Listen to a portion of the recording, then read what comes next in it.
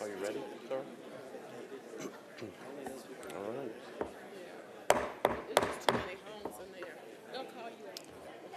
Good evening. Will the meeting please come to order? We welcome you to the Metro Council meeting. Today is Tuesday, February 19th, 2019. Will all members of the council, as well as the public, please rise for the invocation and remain standing for the Pledge of Allegiance. The invocation this evening will be offered by Pastor Alex Sampson of the Perry Lake Providence Missionary Baptist Church. He is a guest of Councilmember Jacobia Dow. Thank you for having me, everyone. The most important issue on my heart for today is that everyone here would be able to see themselves in the other members of our communities at large. Just take that to heart and let us pray. Dear Lord, holy, sovereign, majestic, and honorable God, we thank you, O Lord, for being in control at all times and for being in control of all things, both seen and unseen. We enter into your courts with praise. We enter into your gates with thanksgiving as we express our gratitude to you for allowing us to see another day. We thank you for another day full of opportunities to impact our communities with your nature, with your statutes, and with your standards, O Lord. We thank you for bestowing upon us another day where we can show your love, how it flows through us to those who are in need. We thank you again, O Father God, for another day where we can let the light of your kingdom shine forth to everyone who might be able to see. Dear Lord, we pray that your will would be done on earth as it is in heaven. Reign supreme, Lord, over racism, over drugs, over gun violence, over evil as a whole. We pray, oh Father God, that you would reign supreme over anything that may come to divide our communities. We ask, oh Father God, that you keep us strong as we work together collectively to repair whatever the enemy may have broken. Ultimately, Father God, we pray, oh Lord, that you would guide us and keep us strong, Father God. Allow us to replicate the sacrificial love of Jesus Christ each and every day of our lives. It's in his name that we offer this prayer. Amen.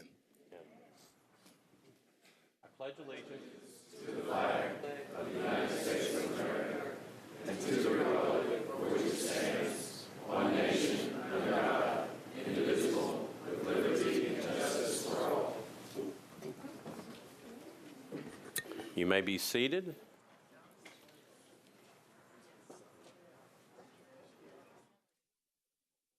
Just checking. No, in mixed order. So without objection, we will suspend the calling of the roll and ask the clerk to record the names of those members present throughout the meeting.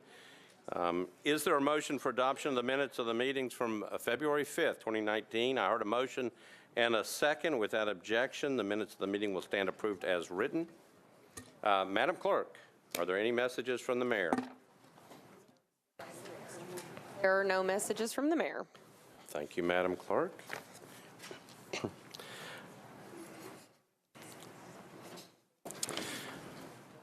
Okay, before we go any further, as you know, Councilmember Antoinette Lee's husband, Stanley, passed away on February 10th, 2019.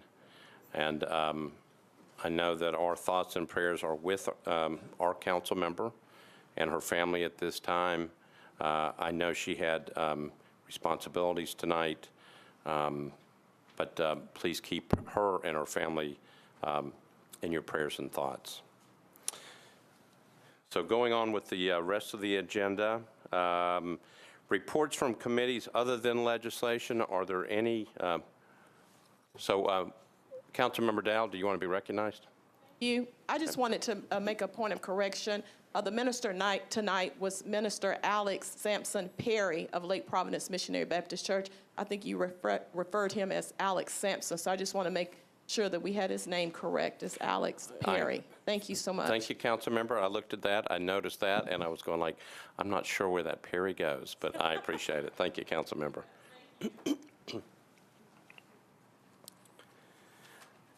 All right, so any reports from committees other than legislation? So, one thing that I'd like to say before we go on, as you know, we have received notice that indicates that the Metropolitan Police Department has decided to relocate school resource officers from the two alternative schools within the Metropolitan Nashville Public School System. Alternative schools offer learning plans for students that have had academic or behavioral problems at other schools.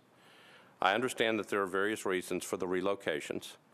However, because of the importance of the role that these school resource officers played at those schools, and because this change is scheduled to happen on March the 1st, I believe it is imperative that our school safety committee immediately join with the school board and review the situation to make sure that we deal with this issue prior to March the 1st. As you know, we have a school safety committee that is chaired by our own Brenda Haywood. So I'm asking Chair Brenda Haywood and her special committee, which is made up of Councilmember Kendall and Councilmember Allen, I'm asking they also work with Education Chairman Steve Glover to quickly review the situation, meet with the administration at the two learning centers, and see what we can do to quickly address this situation. Because of the concern, I am requesting that they report back in writing in 1 week to the council as a whole. Councilman Glover? Thank you, Vice Mayor. Just a quick question, if I may. I think we were scheduled for February 28th. I think for we were going to go ahead and be meeting with the board, but you'd like to have it a week from today? So, Councilmember, I think because of the concern that this is scheduled to happen on March the 1st, today is February the 19th, we have to move very, very quickly. Okay. I know that there are possible solutions being addressed at this point, but what I'm asking is this special committee, along with you as chairman of the Education Committee, work together, work with the school board, work with the police department. Let's make sure we have this situation covered. I think it's too important not to let it go. Yeah, I agree. I just wanted to make sure that we're on the same page with it. So, Chair, I will, if you want to, let's try to figure out a time and let's get it done as quickly as possible. Thank you. Thank you. Thank you, Chairman Glover. Okay, any other reports from non-standing committees? Seeing none, we are going on to elections and confirmations. Is there a report from the Rules Committee? I'm going to go to Vice Chair Councilmember Haywood. Thank you, Vice Mayor. There is a report. We will start with the Metropolitan Action Commission, and we will start with the reappointment of Ms. Leslie Buggs for a term expiring on March 6, 2022. We voted 6 in favor of and 0 against. Okay, do you want to move the, for confirmation of Ms. Buggs for the Metropolitan Action Commission? I would love to move for the I got a confirmation. motion to confirm Ms. Buggs and a proper second. At any discussion? Seeing none, all those in favor say aye. Opposed, no. Motion is passed. Next, we have the reappointment of Dr. Osmond Gabor for a term expiring on February the 2nd of 2022. We voted 6 in favor of and 0 against, and I move for confirmation. So I have a motion for confirmation for Dr. Osmond Gabor, properly seconded. Any discussion? Seeing none, all those in favor say aye. Opposed, no. You adopt. The next reappointment is Mr. Joseph Mitchell for a term expiring on February the 2nd of 2022. We voted 6 in favor of and 0 against, and I move for confirmation. All right, so I've got a motion to approve Mr. Joseph Mitchell. It's been properly seconded. Any discussion? Seeing none, all those in favor say aye. Opposed, no. You adopt. The next reappointment for the Metropolitan Action Commission is the reappointment of Dr. Lavania, and you have to say that correctly, Lavania Steele for a term expiring on February the 2nd of 2022. We voted 6 in favor of and 0 against, and I move for confirmation. Thank you. So I have a motion to approve Dr. Lavania Steele for confirmation onto the Metropolitan Action Commission. Properly seconded. Any discussion? Seeing none, all those in favor say aye. Opposed, no. You adopt. Now we will move to the Plumbing Examiners and Appeals Board. The appointment of Mr. Andrew Ward for a term expiring on February the 15th of 2023. We voted 6 in favor of and 0 against, and I move for confirmation.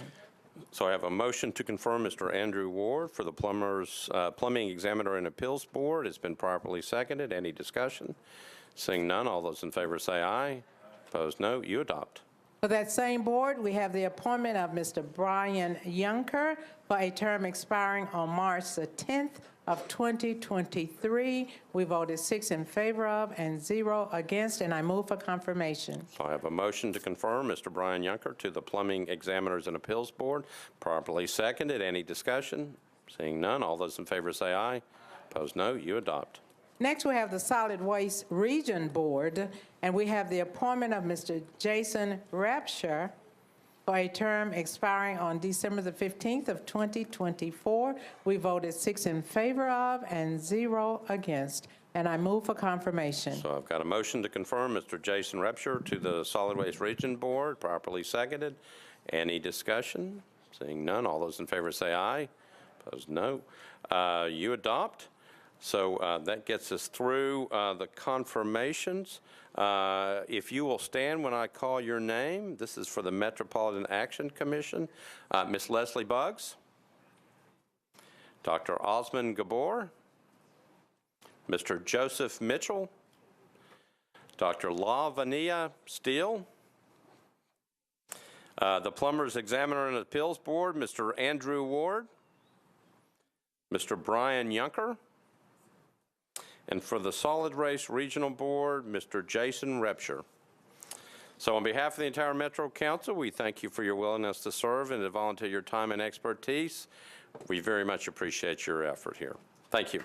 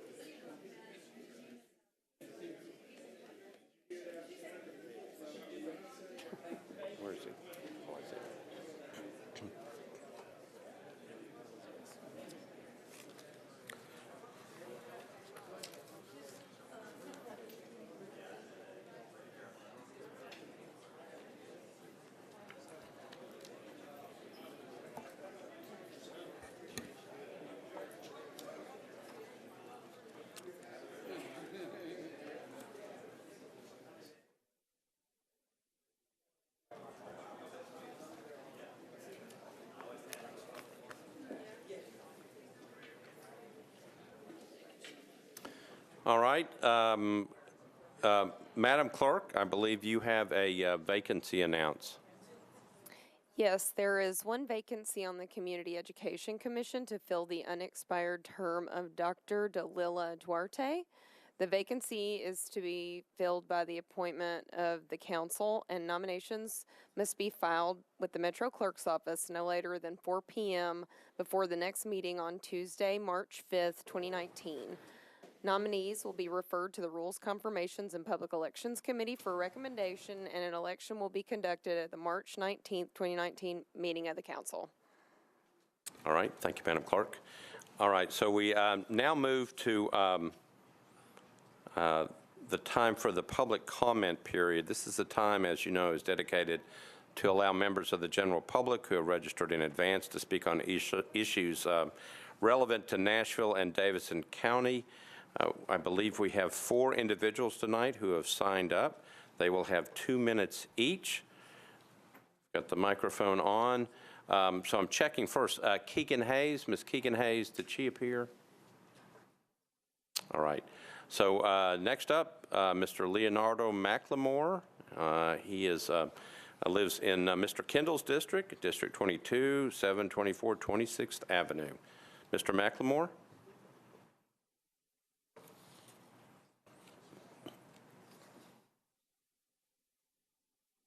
I hope y'all have had breakfast.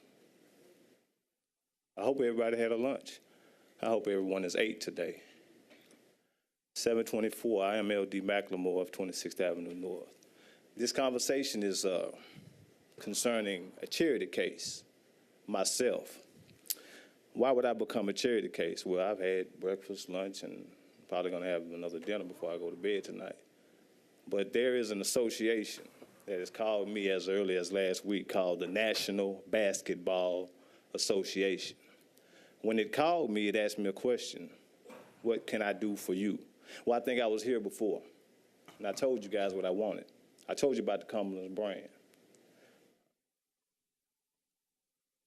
You guys have a great will to do a lot of testifying. As we read the affidavit today that probably killed the clock, I think a lot of us want this team. I got thousands who are on the line telling me, yeah. I got David Kells who says cause intent. Well, we just had a great all-star weekend. It was more intent set on this skin right here than it will be on your floor. There's a corner floor, $120-something thousand that each team, each city plays on. Nothing but wood, hard wood you can pull up and you can store. I know I got 2 minutes, so before I go, I still want to say that affidavit hurt the clock today. But please, Nashville, you know, look towards my direction. Sponsors, anybody out there in this city, look towards my direction. Call me, stop me. They know me. I do this for a real reason. For 5 years, I've broken blood, sweat, tears to make this day egregious. And I got a yes on the other end. I want that yes to be louder, Nashville. I got a yes from the NBA. And we all know what those letters can do for us, right, Mr. Costa Hastings? Thank you, Mr. McLemore. Next up is Ahmed Yamini out of District 5, 1204 North 2nd Street.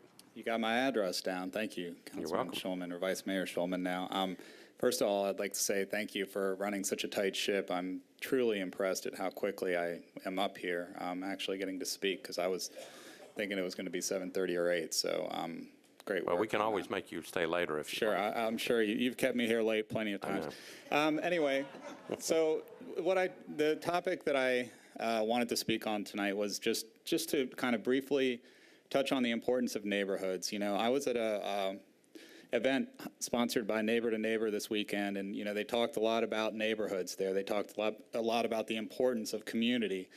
And, you know, I just wanted to reinforce the fact that, you know, it seems like a lot of times we get into these contentious situations where it seems like I'm always here speaking against something, you know, and I just want to make sure that, you know, I wanted to go on record by saying that, you know, when I come here, I am actually speaking for neighborhoods, that I'm speaking for preserving neighborhoods, preserving communities. You know, a lot of times these zoning bills and these changes that come before us, all that developers see is opportunity, you know, but the thing that they refuse to acknowledge is the consequence. And anybody who'd like to come and take a tour of our neighborhood in District 5, I'll show you what the consequences of a lot of this development has been. I'll show you what the consequences of a lot of these zoning changes have been.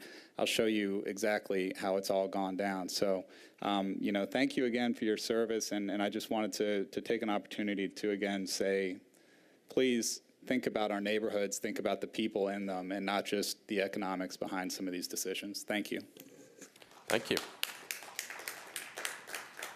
All right, next up, we have Tony Suggs coming out of District 19, 1824B, 6th Avenue North. Mr. Suggs? Yes, thank you. Good evening, everyone. Again, my name is Tony Suggs. I don't know what There you go. Okay, Let's see, we're going to, there you go. Now you can proceed. Okay, the reason why I came here tonight was to talk about the difference between urban economics and gentrification. The question is now that you have so many people that have lived in these neighborhoods all their lives, and now you have development coming in. And so with this development, a lot of these folks that live in these neighborhoods are not able to sustain themselves. We have a lot of businesses that come into Nashville, but are they really hiring Nashvillians? or are they bringing in people for jobs from other cities? So when you think about the folks that are relocated to other parts of town and they're low income, then their tax base is going to be low. So you're going to have increased crime. You're going to have lower education. So what I'm proposing is what we have in place now, short-term rental. I think that people that have lived in their homes for 10 years or greater should automatically be grandfathered in. This allows them the opportunity to have income, especially from a standpoint when you start to get older, as I am. You know, you're not capable of going out there working the way you used to. There needs to be a way that people that are living in the city have a way to compete, to keep their homes, to keep their properties. And I understand the development of Nashville. I'm all in, trust me. I love the fact that Nashville is growing. I'm a business owner, what was a business owner, entrepreneur here. I went to Fisk University, Tennessee State University, and I get it. But what I don't get is the fact that when you move people, when you displace the poor, and they have no place to go. Thank you for your time. Thank you. And our last speaker tonight is Jessica Rennie. She is out of District 18, 2804 Oakland Avenue. Yes, hey there. So as he said, I am Jessica Rennie, and I live at 2804 Oakland Avenue. I'm the education manager at Walk Bike Nashville, and a personal supporter of creating a city that is friendly to pedestrians, bicyclists, and transit riders. We at Walk Bike Nashville support Bill 1492, asking Public Works to do analysis to reduce residential speed limits across Davidson County. We have also had over 150 people sign our petition, along with several neighborhood groups in support of this bill for slower speeds in our city. 80% of Nashville's roads lack sidewalks, and we know that slower speeds help ensure safety for pedestrians that are walking to a destination or walking for recreation. In addition to lowering speed limits on residential streets, we would like for Metro Council to continue working for safe streets by lowering speeds on our collector and arterial roads as well. These streets have a higher pedestrian injury and fatality rate, with 23 pedestrians killed in both 2017 and 2018 on these larger, higher volume streets. According to the National Highway Traffic Safety Administration, known as NHTSA, speed is the second highest contributing factor to injury and crashes involving pedestrians, bicyclists, and motor vehicles. By lowering the speed limits on residential streets, we can help to eliminate injury, crashes, and fatalities, which is the leading goal in Metro Nashville's commitment to Vision Zero through the Moving the Music City plan. We want to thank the council members who are sponsoring this bill, and we want to thank Metro Public Works and the Mayor's Office for taking this important first step towards creating safer streets in our city. Thanks. Thank you. All right, moving on. I believe that takes care of it. Thanks for the public comments. We appreciate it. We're now on to the proposed rule change on the schedule. This is a proposed amendment to Rule 28 to the Rules of Procedure of the Metropolitan Council. It's been referred to the Rules, Confirmations, and Public Elections Committee. I'm going to call on Vice Chair Haywood. Yes, Councilman Allen and Councilman Roden spoke to this rule change, and it was unanimously agreed upon to defer it for 2 meetings. All right. Unless there's an objection, we will defer this 1 meeting to the next meeting. Okay, 2 meetings, excuse me. All right. Any objection? Councilman Roden? Thank you, Mr. Vice Mayor. We had some discussions about this. Since the amendment got put on by Councilmember Allen, we thought that there was a good recommendation by Councilmember Mendez. He also thought that this was such an important thing that we're doing, that should we be doing this by ordinance or should we be doing it by rule? And we were talking about the other things as far as the administration needing to have a sit down with all the stakeholders. And so what we're going to try to do within the next 2 meetings is have a sit down. Anyone that wants to come, we're going to discuss the capital improvements budget and capital spending and this Rule 28 and what we can do to make it a better process, but still not have us sitting here for 3 days on the council floor discussing whose projects gets funded. So that's kind of what we're going to do, so. Councilmember, if you don't mind, just because we've been deferring it several times, just the basic part of what we're trying to do with Rule 28. Right. The first part was that we were going to have Rule 28 was going to automatically defer. Once the capital spending plan comes out, it gets deferred for at least one meeting so everyone has a chance to look at it. I think some members didn't feel like they got a chance to look at it before it got passed at the last capital spending plan. The other items throughout the list were the type of things that the council needs to see before the capital spending plan actually comes out. That's where we've gotten into some issues with whether or not the administration can provide all those in a timely fashion. How long would it take them to get all this together? And then what would actually be needed for us to make a good decision? So we're trying to get all this put together in a nice little package so when we get to it, whether it needs to be by ordinance or rule, it's something that the council can live with, the administration can live with, and it works in a seamless fashion. That's All it. right. Thank you. Councilmember, any questions for Councilmember Roten? Seeing none, this matter will be deferred 2 meetings. Thank you. All right, we are now ready for resolutions on public hearing. The way this works is that I will call the resolutions up one at a time, then refer to the sponsor. Unless the sponsor moves to defer the bill, the sponsor will call for a public hearing, then ask for a show of hands for those who are here who are in favor of the measure, and those who are here in opposition to the measure. If anyone who favors then wishes to speak, you'll be invited up to come up to the podium in the back.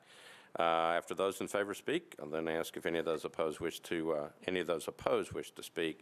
If you do speak, please start by introducing yourself and where you reside. You will then have 3 minutes to speak. We are ready for Resolution RS 2019-1604, resolution exempting 400 degrees at 3704 Clarksville Pike from the minimum distance requirement for obtaining a beer permit pursuant to Section 7.08.090 or Point E. Sponsor is Councilmember Hastings. Yes, Mr. President. I'd like to open a public hearing, sir. Committee report. I think you need to get the committee report first. Mr. President, can I get the committee report? You certainly please? can. Thank you. I'm going to Chair Roberts for the committee report. Thank you, Mr. Vice Mayor. Public safety voted 5 in favor, 0 against. All right. Thank you. Back to you, Councilmember Hastings. Yes, sir. We'd like to open the public hearing, Mr. President. All right. Thank you, Councilmember. Declare the public hearing open. Anyone in favor, please indicate they're being in favor by raising your hand. Anyone opposed, please indicate by raising your hand. Seeing nobody here on either side, declare the public hearing closed. Back to you, Councilmember Hastings. Yes, sir. Mr. President, would like to move for approval. Okay, I have a motion to approve. This is Resolution RS 2019-1604, properly seconded. Any discussion on this? Seeing none, all those in favor say aye. Opposed, no. You adopt. All right, RS 2019-1605, resolution exempting the Dive Motel LLC located at 1414 Dickerson Pike from the minimum distance requirements for obtaining a beer permit. This is Councilmember Scott Davis. Councilman Davis. Thank you, Vice Mayor. I'd like to open up the public hearing, please. I think we need a committee report first. I'm going to go to Councilmember Roberts. I apologize, Council Lady. No problem. No problem with me. Thank you, Mr. Vice Mayor, but we had to defer by rule.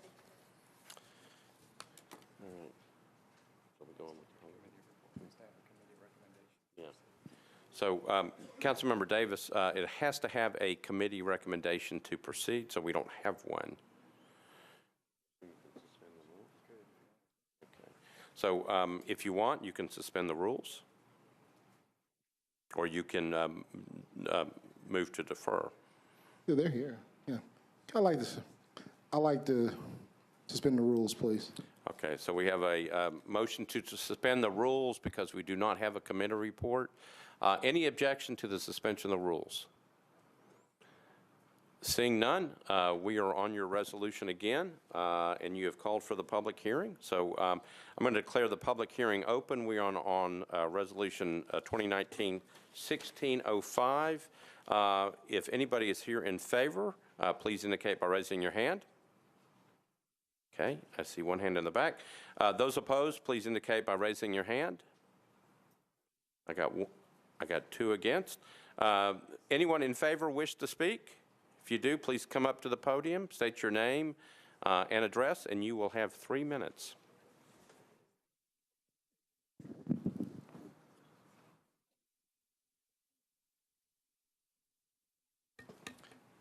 Hold on just a second. There you go. Good evening, members of the council. My name is Lena Brazil. I reside at 4000 Midwood Street. I am in Franklin, Tennessee. I am here on behalf of the Dive Motel, asking that you, I guess, pass this resolution and grant this variance so that they may obtain their beer permits and provide the business, I guess, the customers of the business with the beverages that they would seek while staying at the motel. If anyone has any questions, I'm happy to entertain those. All right. Anyone else here wishing to speak in favor of this? Okay. Thank you. All right. Those who are in opposition, if you will come forward. Anybody wishing to speak?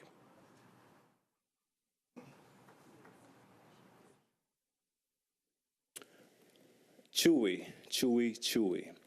This begins with the letter C-H-E-W-Y. That is not eating. I'm sorry to present this way, guys, but we have to deal with the essentials. We can't deal with the liquids, period. Okay.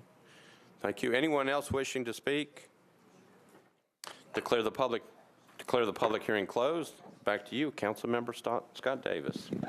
Thank you, Vice Mayor. I'd like to move for approval with a brief explanation. Okay, so I have a motion to approve the resolution. It's been properly seconded. Back to you, Councilmember. I want to thank the community people that came out in support and against.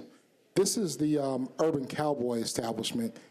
This is the old Key Motel that used to be a dive motel, but it's been revitalized, and we all know the Urban Cowboy's reputation.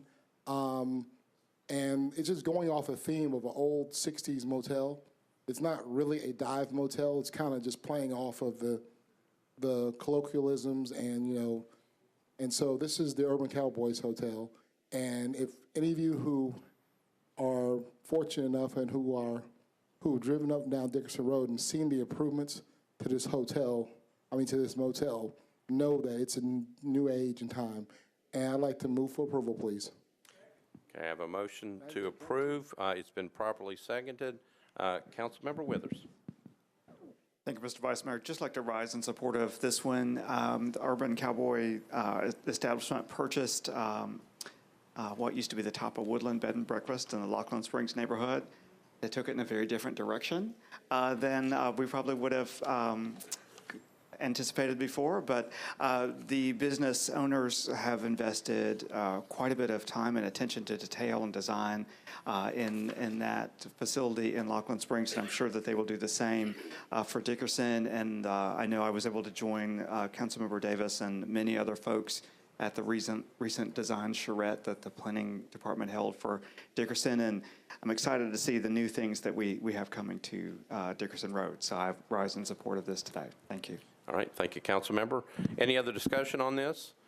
We are on RS 2019-1605. Seeing nobody else in the queue, we have a motion to approve. All in favor say aye. Aye. Opposed, no. You adopt. All right, before we go to RS 2019-1606, we do have a special guest in the audience that I want to recognize. We have former Councilmember Dwayne Dominy. He is back there with, I believe, Dan Beard, who is the district chairman with the Scouts from Troop 1161. They are working on their citizenship merit badge, and also Dwayne's lovely wife, Catherine, is here. If you all will stand and be recognized so we can properly say hello.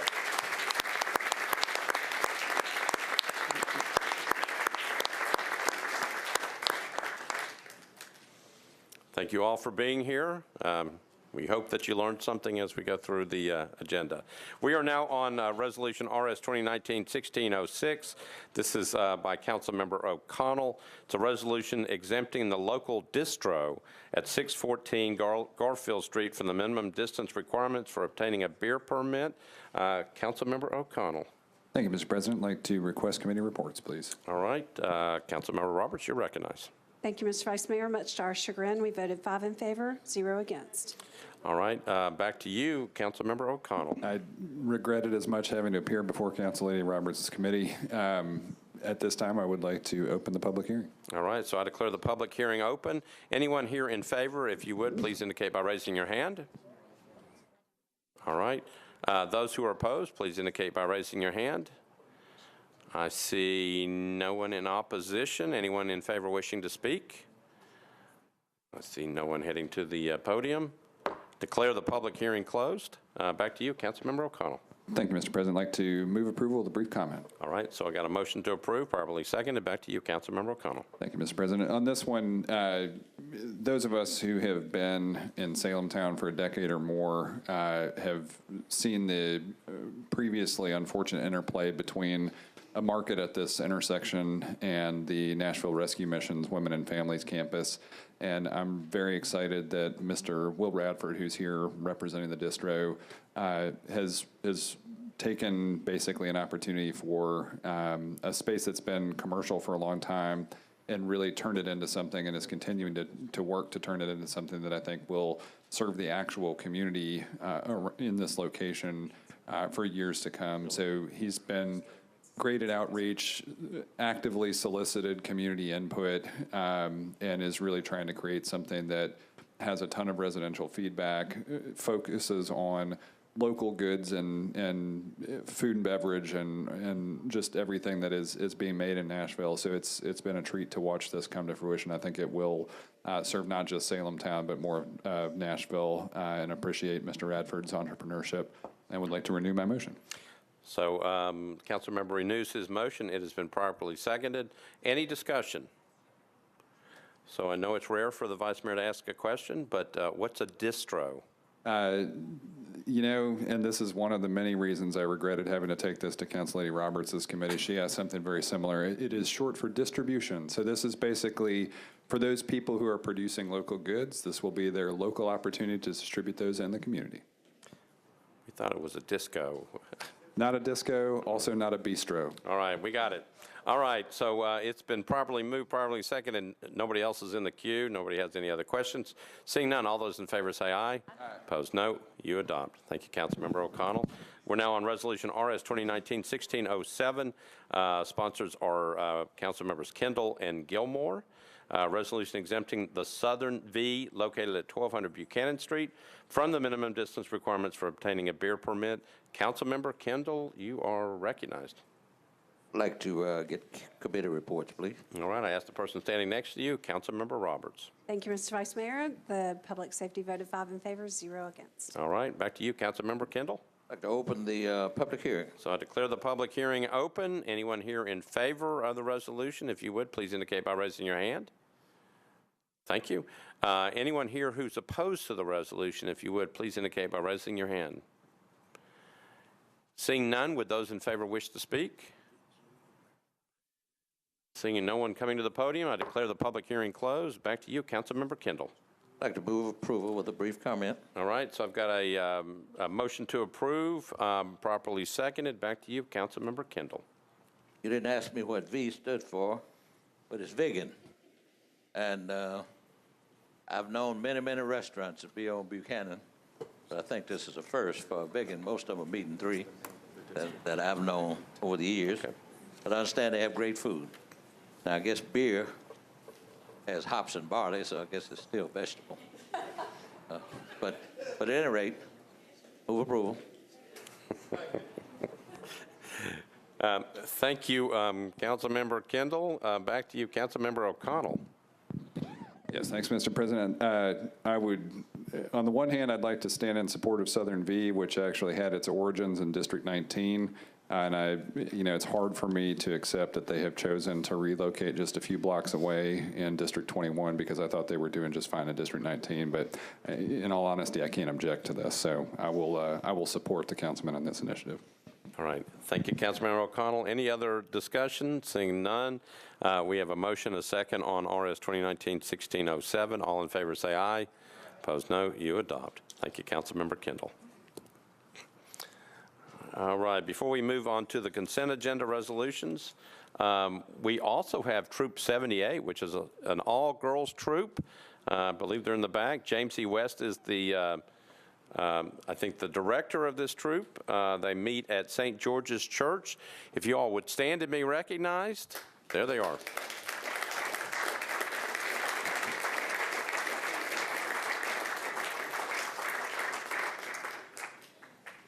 All right, so we're going to move on to resolutions on the consent agenda. I'm going to go through the following items on the consent agenda, read the resolution numbers that are on the consent calendar.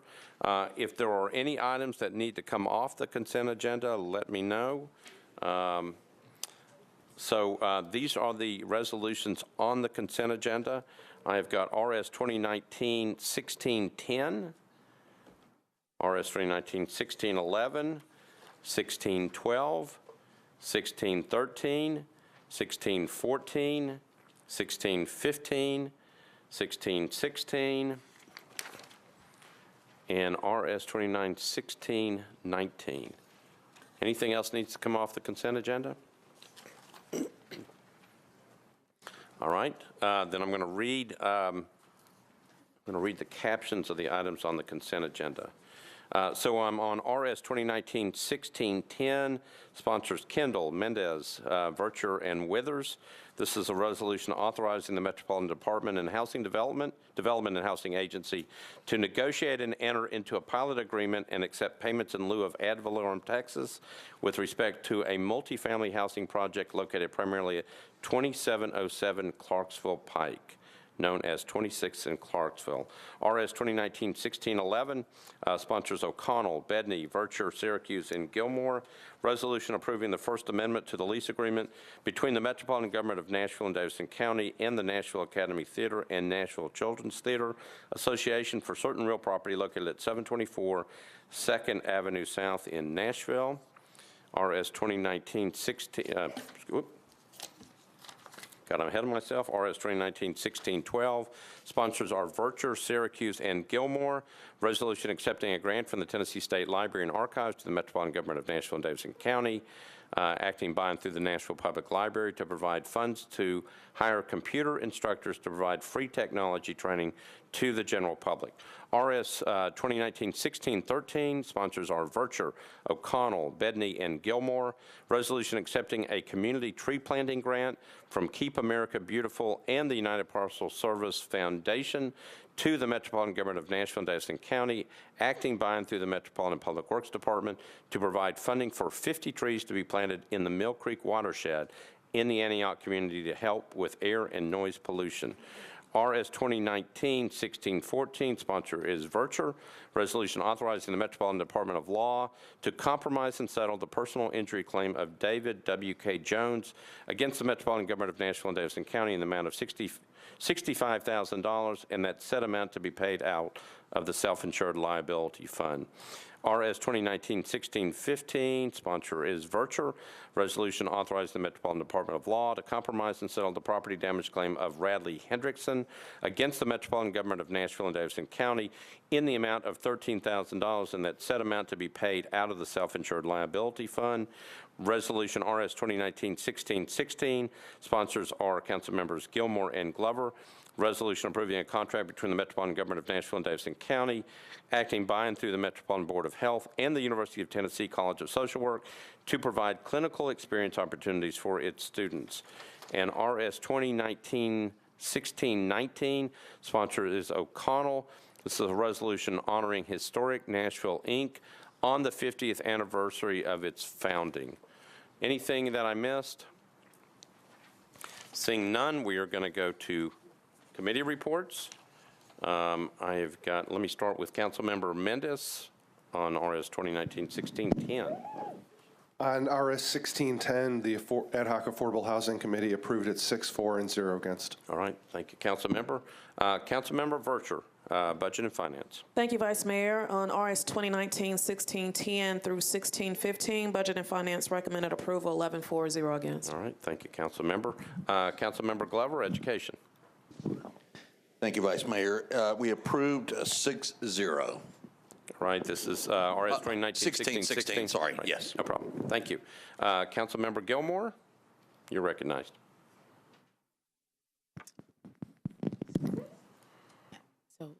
This is on 16-16. May I have committee reports, please?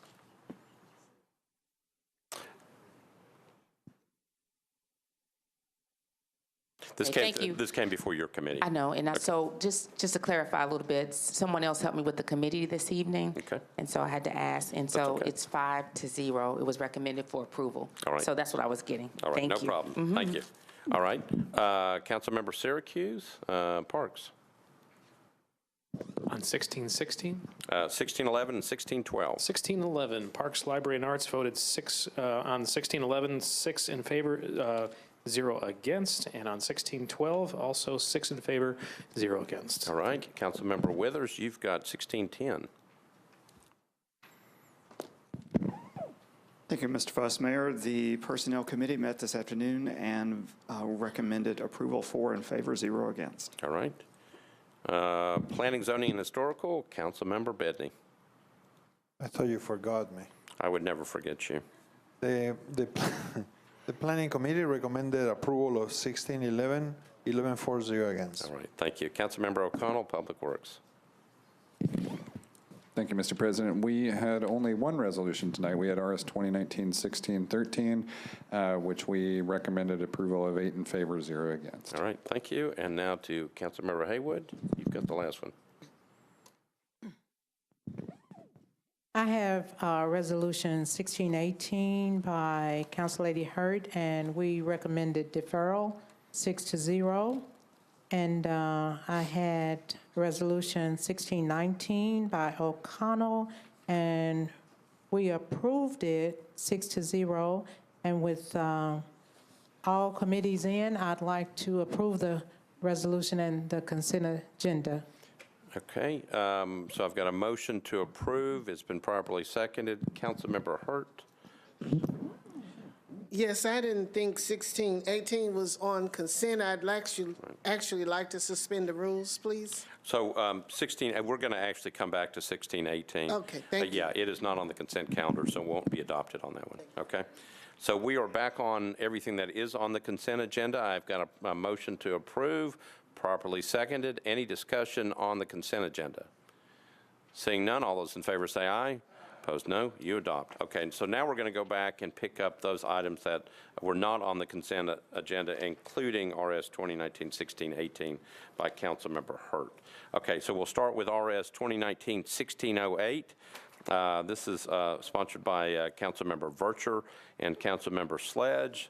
A resolution appropriating the amount of $14,564,000 from the General Fund Reserve Fund for the purchase of equipment and building repairs for various departments of the Metropolitan Government of Nashville and Davidson County.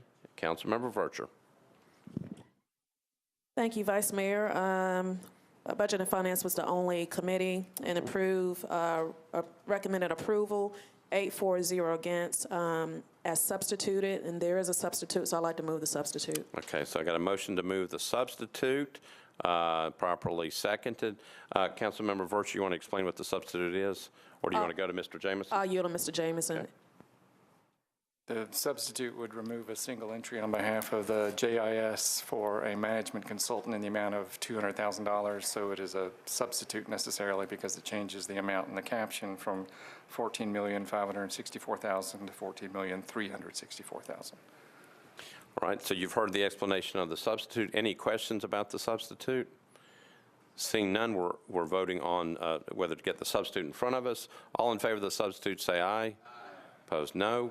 Substitute is adopted. We're now back to Councilmember Vercher on your resolution as substituted. I move for approval. Okay, so I got a motion to approve, properly seconded. Councilmember Rosenberg. Thank you, Mr. President. I just like to briefly note that this resolution includes a significant public safety enhancement for a very small investment. That's our much maligned tornado siren system. Siren fatigue has been deadly in a lot of locations. We'll be solving that here to ensure that doesn't happen. If you'll indulge me for just a second, Mr. President, I'd like to thank a few people who have worked really hard on this over the last couple of years. Mayor Briley's office, including the now departed Eric Cole, Chief Swan and his exceptional team at OEM, so many council members who have lended support, including Councilman O'Connell, Council Lady Van Reese, and Council Lady Henderson, and the meteorological community that works to keep us safe here in Nashville. Chrissy Hurley at National Weather Service, our chief meteorologists, Danielle Breezy, who has the best name in weather, Katie Morgan, Bree Smith, Lisa Spencer, meteorologists Davis Nolan and Charlie Neese, and Nashville Severe Weather founder David Drobny. I look forward very much to swift implementation. Thank you. Thank you, council member. I think you just got them all the weather people.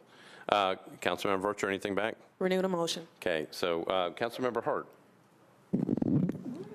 Thank you, Mr. President, but considering that Leland Statham is my church member, I need to say his name, please. Thank you. Okay. So I guess Councilmember Rosenberg didn't get them all. All right. So thank you, Councilmember Hurt. Any other names that we forgot, or anybody else want to say anything on this one? Oh, wait a minute. Councilmember Hurt wants to clap for Leland State or all of them? For the tornado change in the siren. Okay. Well, let's get this thing passed, and then you can clap. How about that? So Councilmember Henderson.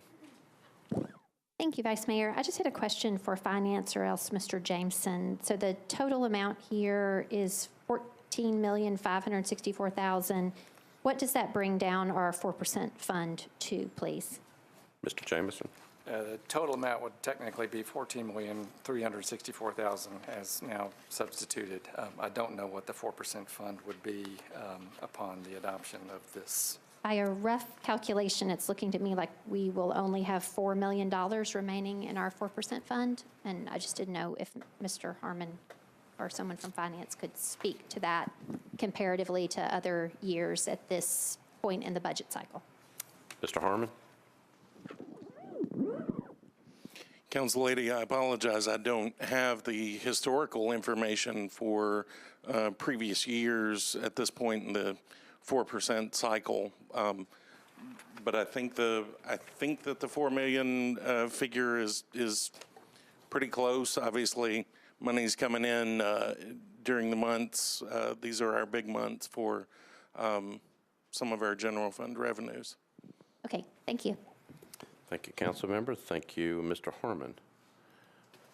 Any other discussion? Okay, so we are on a resolution 2019-1608, a substitute resolution. Nobody else in the queue? Let's call the vote, Vice Mayor. We're going to vote.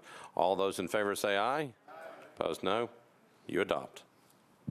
All right, we are on RS 2019-1609 by Councilmember Virtue and O'Connell. This is a resolution authorizing an economic and community development incentive grant to the Industrial Development Board of the Metropolitan Government of Nashville and Davidson County for the benefit of Alliance Bernstein LP. Councilmember Virtue. Thank you, Vice Mayor. Budget and Finance recommended a one-meeting deferral, 8-4-0 against, and just for the body, there was a presentation presented to the Budget and Finance Committee from Alliance and Bernstein. So if you have an opportunity, you can go back and review that presentation, and over the next couple of weeks, you'll have an opportunity to ask them various questions as it relates to this economic incentive deal. All right, so this is deferred one meeting by rule. Correct. Thank you, council member. All right, we will go on now to RS 2019-1617. Sponsors are Rosenberg and Cooper. Resolution providing amendments to the Charter of the Metropolitan Government of Nashville and Davidson County, Tennessee, in accordance with Article 19, Section 19.01 thereof, and setting forth a brief description of each amendment to be placed upon the ballot. Councilmember Rosenberg. Thank you, Mr. President. This is the omnibus charter resolution for this year. Just go through a couple points real quick, and then I'll make a motion. Procedurally, we'll be considering whether to put some or all of the proposed ballots on the August 1st ballot. After tonight's meeting, we'll be going to the Charter Review Commission, chaired by Dewey Brandstetter, as well as back to the Charter Review Committee, chaired by Council Lady Blaylock. And as this goes through the process, any additional charter amendments can be added, though that should be done in a timely manner if anybody's got anything in mind. Substantively, Councilman Cooper can speak to Amendment C. That one is his. Amendment A would introduce ranked choice voting for all Metro elections. Amendment B is an alternative to Amendment A. It's identical to the amendment we considered last year for special, for ranked choice voting only for special vice mayoral elections and special district council elections. Ranked choice voting, for those who aren't familiar, you rank your choices. It provides a significant cost savings of not having to have runoffs. It requires fewer trips to go vote, which means increased participation and less voter fatigue. It gives you a quicker result. We would have a District 29 council member by now. It incentivizes positive issue-oriented campaigns, and it relieves the voter of perceived need to vote for a candidate who can win over his or her favorite. Its use has expanded quite a bit since we talked about it last year, and we've got a lot more success stories nationwide on this particular issue. As far as the timeline, tonight I'm going to move to defer to the second meeting in March. In the interim, it'll go to both the review committee and the review commission. At the second meeting in March, we can discuss, debate, give updates, and I'll defer to the first meeting in April, then again defer from then to the second meeting in April, at which point I'll hope that we can vote. That will be our deadline on it. So with that, Mr. President, I would like to defer 2 meetings, please. Get a committee report, please. By the way. So I'm going to the Charter Revision Commission, and I believe that is Councilmember Blaylock. Hold on. There you go. We voted 6 in favor, 0 against to defer for 2 meetings. All right. Defer to the second meeting in March? Is that right? Okay. Yes. All right. So we have a motion to defer to the second meeting in March. It's been properly seconded. Any discussion? Councilmember Gilmore. Thank you, Vice Mayor Schulman. I wanted to know, how will we inform the constituents since we're switching if this does pass? What is the plan? I would like to hear that. It's a totally different concept. And how do we plan to inform so that our citizens or our residents or our constituents are informed on how to use this ranked choice voting? Councilmember Rosenberg. Thank you, Mr. President. Council Lady, there'll be, the Election Commission is planning on doing education around it if this passes. Prior to that, starting this August, we're going to have brand new voting machines that will be supporting this. We, of course, won't be using it in August because it still needs to be heard, but there will be some education going around using it. It's pretty straightforward, even though there can be some complexities that can be introduced in the conversation. Basically, you go in and rank your people 1, 2, 3, 4, and the instructions will be explicit on that, and it'll be explained. The Election Commission's committed to making sure that's well understood. Thank you. Councilmember Gilmore? Yeah, I appreciate the explanation. I just want us to not, I think sometimes when we're when we're elected officials or when we're in politics, sometimes we can take it for granted that our constituency or the people that actually support us, that it just seems rather simple. But a lot of times, even with the ballots, or you see people that need answers on how to vote, or just things we take for granted. So I just don't want us to lose that in the conversation. It may be relatively simple, but just making sure that there's plenty of outreach and just opportunities to ask questions. But I do think it's a wonderful idea. Thank you. Thank you, Councilmember. All right, so anybody else in the queue that wants to speak? Before we take a final vote on the deferral to the second meeting in March, I'm going to turn to Mr. Jamison. So we've actually done a charter revision amendment once. I believe we're allowed to do 2 during a 4-year term. So just to explain that, I'm going to ask Mr. Jamison just to give the council kind of a brief explanation of what we're looking at. That's right. The Section 19 of the Charter limits each term of the council to 2 bites at the apple for charter amendments. So there are 2 resolutions, this one and the one that was adopted last year that was voted on 6 separate amendments. Any one particular resolution can have an innumerable number of amendments, and as Councilman Rosenberg referenced, if you have particular charter amendments, you would submit those as amendments to this resolution, and you would need to do so before the end of April in order to meet state and local deadlines for compliance before the August 1st election. Right. Any questions about that? Seeing none, we're on a deferral motion to the second meeting in March, properly seconded. Seeing no other discussion, all in favor of the defer motion, say aye. Opposed, no. You adopt. Deferred to the second meeting in March. RS 2019-1618, here you are, Councilmember Hurt. A resolution honoring the life and achievements of Nashville native Dr. Nancy Grace Roman. Councilmember Hurt. Committee reports, please. All right, so I'm going to the Rules Committee. That's Councilmember Haywood. Yes, Vice Mayor. Council Lady Hurt was in another meeting, and we deferred that 6-0, so we moved to deferral. All right, Councilmember Hurt. Thank you very much. I apologize, but I was in a meeting in the mayor's office, and I'd ask to suspend the rules. Okay, so I have a motion to suspend the rules to get this measure before us tonight. Yes, I'd just like to say that Dr. Roman was our very own hidden figure from Nashville and created the Big Bang Theory and the Hubble telescope, and very worthy of this resolution and this recognition. So I just ask that we take a vote tonight. Thank you. All right, any objection to the suspension of rules to consider this resolution?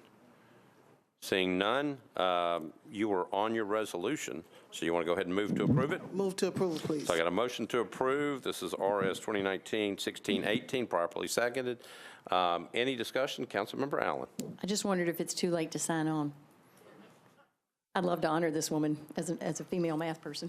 All right, I don't think it's too late to sign on. Good enough. Go ahead and sign on. All right, thanks. All right, so anybody else who wants to, just talk to Councilmember Hurt. All right, and then we'll get it taken care of by the clerk's office. All right, any other discussion on this? Seeing none, all those in favor say aye. Opposed, no. No, you adopt. Thank you, Councilmember Hurt. All right, so we have a late filed resolution. This is a resolution by Councilmember Sledge. It commemorates the 10th anniversary of the Sister City Partnership between Nashville, Tennessee, and Mendoza out of the Republic of Argentina. Councilmember Sledge. Excuse me. Thank you, Mr. Vice Mayor. Committee report, please. All right, so I'm going to go to the Rules Committee. Councilmember Haywood. You've got a late filed resolution sitting here.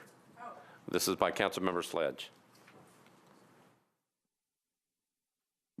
Yes, Councilmember Sledge spoke with us, and we had no problem with it. Unanimously, we had no problem with it. All right, back to you, Councilmember Sledge. Thank you, Mr. Vice Mayor. I'd ask that the body be all right with this late filed resolution. Sister Cities in Nashville taking its annual trip to our sister city, Mendoza, Argentina, and they will be leaving before our next council meeting. So they have asked that we approve and have the mayor sign this resolution so they can take it to the local government there in Mendoza. So with that, I would ask for your approval. All right, so it's a late file resolution. We need to make sure we suspend the rules to get it in front of us. I would ask to suspend the rules. Suspend the rules. Any objection to considering the resolution? Seeing none, Councilmember Sledge, you are on your resolution now. I would move approval. All right, so I got a motion to approve, properly seconded. I have Councilmember Bedney in the queue. Councilmember Bedney, you're recognized. I just wanted to share that over 10 years ago, I was part of the team that put together a representation to ask the Sister City program to accept to have Mendoza as a sister city. And I never expected it to be so successful. I'm very proud of the relationship. I've seen it all the time when the Mendoza students come to Nashville and we host them, and when our students go there, and the business exchanges that happen. So I think it's very fitting that we celebrate this 10-year partnership because it's been really good for Nashville and Mendoza. Thank you. All right, thank you, Councilmember. We have a motion to approve. It's been properly seconded. Nobody else in the queue. All in favor say aye. Opposed, no. You adopt. Thank you, Councilmember Sledge. All right, so I believe that takes care of all the matters on the resolution and the consent calendar. We are now on bills on introduction and first reading. If there's no objection, we'll consider all ordinances on first reading in one vote at this time. Is there a motion to adopt? Properly seconded. All in favor say aye. Opposed, no. You adopt the motion to approve all the ordinances on first reading. We're now on bills on second reading. We are on BL 2018-1452, approved by the Planning Commission 6011 on 10/11/2018. Sponsor is Haywood. Ordinance to amend Title 17 of the Metropolitan Code of Laws by changing from RS20 to AR2A zoning on properties located at 3914 and 3920 Brick Church Pike, approximately 200 feet northwest of Belshire Drive, 13.42 acres. Councilmember Haywood. Committee report. All right, I'm going to Councilmember Bedney. Planning and zoning. Yes, thank you. The committee was extremely excited to recommend approval of this legislation, 11-4-0 against. Okay, back to you, Councilmember Haywood. Yes, I'm just happy to say that last time I had a constituent that was hesitant about this particular rezoning, and since that time, we've had, well, there was a community meeting, and they are at peace with it, so I would like to ask for it to be approved. Okay, so we are on second reading, BL 2018-1452. Nobody else in the queue. All those in favor, say aye. Opposed, no. You adopt on second reading. Thank you, Councilmember Haywood. BL 2019-1476. This is by Councilmember Hastings, Vercher, Glover, and Bedney. Approved by the Planning Commission, ordinance declaring surplus and approving the disposition of a parcel of real property known as 0 Brick Church Pike. And it's got the map and parcel number, which is, I won't read that one. So anyway, back to Councilmember Hastings on this measure. Yes, sir. Mr. President, would like to call for committee reports, please. All right. So there was no recommendation by the Budget and Finance Committee last time. So I'm going to Councilmember Bedney, Planning and Zoning. Yes, we did have a recommendation. We had an interesting conversation in the committee, and per the request of the sponsor, Councilmember Hastings, we approve a deferral of one meeting, 12-4-0 against. Okay. I'm going to get the committee reports from Education. Councilmember Glover. Also, at the request of the sponsor, we voted 6-4-0 against to defer one meeting. Okay. And Parks Library, Councilmember Syracuse. Thank you, Vice Mayor. At the request of the sponsor, Parks, Library, and Arts voted to defer 7-4-0 against. Okay. Have them defer one meeting? Correct, sir. Okay. Back to you, Councilmember Hastings. Thanks again, Mr. President. Would like to move for to defer one meeting. So I've got a motion to defer one meeting. Yes, sir. Properly seconded. Seeing nobody in the queue, we've got a motion to defer one meeting. All those in favor say aye. Opposed, no. This measure is deferred one meeting. Thank you, Councilmember Hastings. BL 2019-1487 by Councilmember Mendez. An ordinance amending section 5.04.110 of the Metropolitan Code of Laws to require the Director of Finance to submit an annual report regarding lending fund transactions to the Metropolitan Council. Councilmember Mendez. Committee report, please. All right, Councilmember Vercher. I have lost Councilmember Vercher. Now I've got Councilmember Bedney looking over her desk.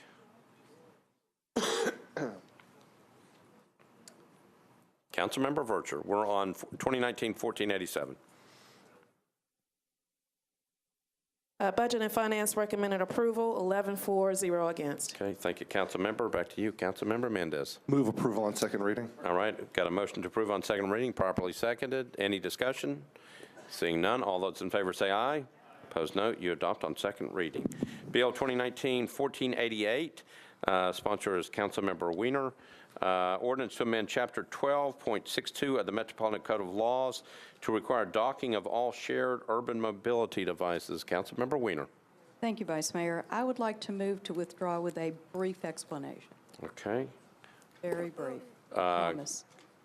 Do we need committee reports? Okay. Councilmember Wiener moves to withdraw. I've got a proper second on that. Back to you, Councilmember Wiener. Thank you. So what brought me to present this was that my constituents who live in Bellevue and either ride the bus or take their own cars but do work downtown continue to call and share stories of scooters littering the sidewalks, such that several have tripped and fallen trying to avoid them, and our wheelchair-bound neighbors who cannot negotiate around them as they lie in their path. I've spoken at length with the SUMD operators, their reps, and we have an agreement to hold a stakeholders meeting bringing together the operators, the downtown partnership, area hospitals that are having to deal with this issue, as well as Walk Bike Nashville, just to name a few. We will work out the legal and the logistical concerns that have not yet been addressed, but I am not moving forward with this legislation out of good faith so that we can all work together collaboratively. The goal is not to kill the scooter legislation. It is not to kill the industry or make them go away. It is to make them better. It's to make this work and work for the community, the users, our tourists, and our residents. Thank you. Thank you, Councilmember. It's a motion to withdraw, properly seconded. Any discussion on the motion to withdraw? Seeing none, all those in favor say aye. Opposed, no. This measure is withdrawn. Thank you, Councilmember Weiner. We are now on BL 2019-1489 by Councilmember Elrod, ordinance amending Section 12.62.060 of the Metropolitan Code of Laws pertaining to data collection from operators of shared urban mobility devices. Councilmember Elrod. Committee reports, please. All right. Public safety, I have got Councilmember Roberts. Thank you, Vice Mayor. We are indefinitely deferring this per the sponsor, 5 in favor, 0 against. Okay, thank you, Councilmember. Public Works, Councilmember O'Connell. Thank you, Mr. President. We voted in favor, 11 for, 0 against. I'm sorry, not in favor. Reminded by a colleague that we were for the deferral, indefinite deferral. Thank you, Councilmember. Councilmember Hager, Traffic and Parking. Request sponsor deferred, 1 meeting, 3-4-0 against. Okay. Back to you, Councilmember Elrod. Thank you, Mr. Vice Mayor. This is kind of a backup ordinance, and for that reason, I move to indefinitely defer it, please. Okay, so I got a motion to indefinitely defer, properly seconded. Any discussion on that motion? Seeing none, all those in favor say aye. Opposed, no. This measure is indefinitely deferred. Thank you, Councilmember Elrod. BL 2019-1490. This is sponsored by Elrod and O'Connell. Ordinance to require certain for-hire drivers regulated by the Metropolitan Transportation Licensing Commission to undergo hospitality training. Councilmember Elrod. Committee reports, please. Okay, it is going to Traffic and Parking. Councilmember Hager. Traffic and parking passed, 3-4-0 against. Right, Councilmember Elrod. Thank you, Mr. Vice Mayor. This ordinance was brought to me by the Convention Bureau and in discussion with Billy Fields of the TLC. Currently, right now, taxi cab drivers have to undergo this training. It's about a 60 to 90-minute training that they do about once a year. It's about things that are going on in the city, updates about businesses, safety, those kinds of things. And this would just also then loop in all of the other type of for-hire drivers, such as pedicabs, horse carriages, golf carts, and those kinds of things, and require them to go to this training. And there are several different opportunities for them to attend the training. It's for 60 to 90 minutes, again, just one time a year. So with that explanation, I would move approval. All right, so I got a motion to approve, properly seconded. Councilmember Scott Davis. Thank you. I know some of us may have remembered the Uber and Lyft discussions and how at times the taxi cab drivers get treated a little bit differently. And being a son of a former taxi cab driver and a grandson of a taxi cab driver, you know, even though I voted for and support Uber and Lyft, we may need to look at having the Uber and Lyft drivers also attend certain trainings, because their companies sure can't afford to pay for it too. You know, so I'll support it, but I would also want to be on record of us trying to extend the same policy, because there are definitely some Lyft drivers and Uber drivers that could probably deal with some hospitality training as well. You know, so that's all. Thank you, Vice Mayor. Thank you, Councilmember. Councilmember Pridemore. Thank you, Mr. Vice Mayor. And first, I apologize for not going to this committee meeting to get this question answered, but I just want to know who's responsible for the paying of the training. Councilmember Elrod. The training's free. No, that's good. Thank you. All right. And to Mr. President, there was a question about Uber and Lyft drivers. With some state legislative action, Metro government has no authority to regulate Uber and Lyft drivers, so we can't require them to undertake the training. All right, thank you, Councilmember. Any other questions regarding this? We are on BL 2019-1490. This is on second reading. Nobody else in the queue. All in favor say aye. Opposed, no. You adopt. Thank you. Oh. Councilmember Bedney? Oh, you want to vote no? Okay.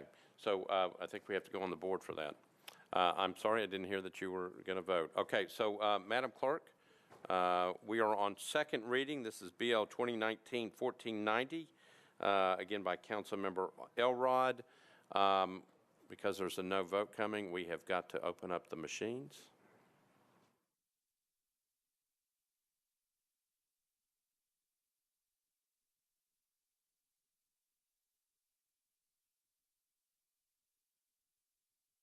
You ready?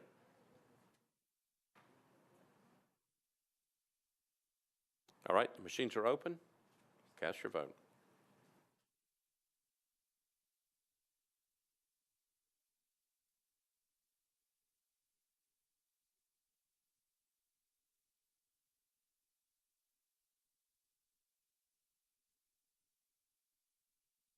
Got it? All right. Madam Clerk, if you will close the machines and tally the vote. 30 in favor, 3 against, 1 abstention. All right. So 2019-1490 passes on second reading. All right. Thank you, Madam Clerk.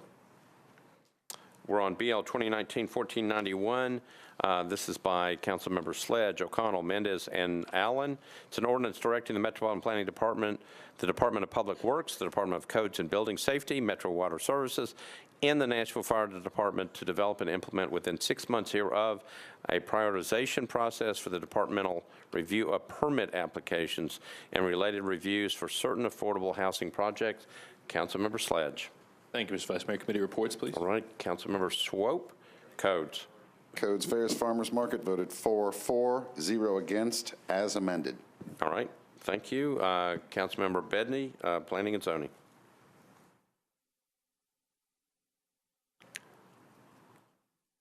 Councilmember Bedney, we are on BL 2019-1491.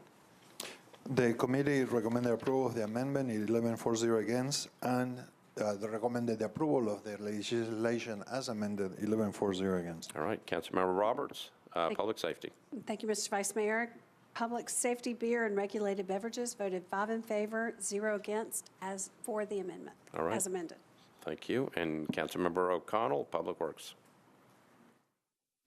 Thank you. We voted in favor as amended, 11-4-0 against. All right. Councilmember Sledge, come back to you. Thank you, Mr. Vice Mayor. I'd like to move the amendment and give a brief explanation that will also encompass explanation of the bill. All right. So there's a motion to move the amendment, properly seconded. Councilmember Sledge on the amendment. Thank you, Mr. Vice Mayor. So this amendment will refer to administration of how we indicate which of these affordable housing projects will qualify. This bill came about after a conversation we had in Affordable Housing Ad Hoc Committee in which several nonprofit affordable housing developers came to us with some suggestions about how we might be able to improve the process to both increase and expedite the construction of affordable housing in our city. One of those items was, this is the product of that conversation, one of those items was about how could we maybe expedite the permit review process if an application met certain affordable housing thresholds. So Attorney Jameson was very helpful in getting the department heads or representatives of the departments listed on this bill together to see if that was possible. They indicated that it was, and so this bill would allow for an expedited plan review of an affordable housing plan that either received Barnes Fund money or met the thresholds that we had previously adopted as this body regarding inclusionary housing. Obviously, all of this is an incentive.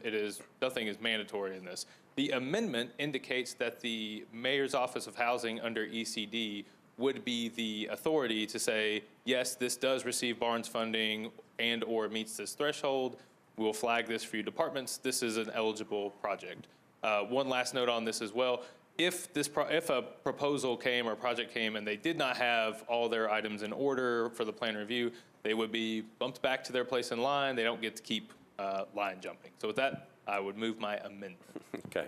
So I have a motion to approve the amendment, properly seconded. Any discussion on the amendment?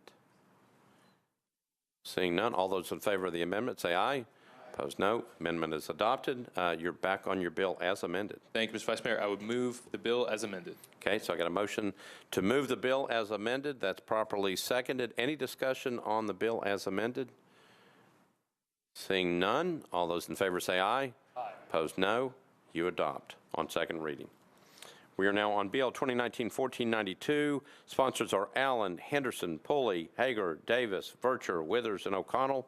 Ordinance directing the Metropolitan Department of Public Works to complete their analysis for the reduction of vehicular speed limits on neighborhood classified streets per the Major and Collector Street Plan of Nashville and Madison County recommended in the 2016 Walk and Bike Strategic Plan, and to submit a written feasibility report with implementation recommendation to the Metropolitan Council within 90 days. Councilmember Allen.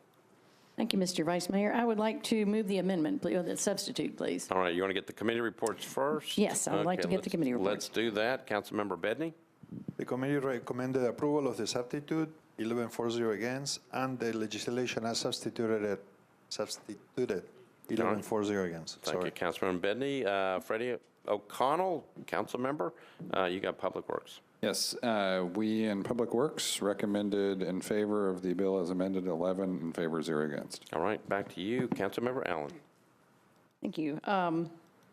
So a brief explanation of the substitute is simply that would shorten that period for the analysis to take place from 90 days to 30 days. Public Works has been working on this for a good amount of time already. They did some analysis when they did the walking districts in 3 different parts of town, and they've worked with other council members on other studies to show the benefits of lowering speed limits. So they are comfortable with the 30-day window.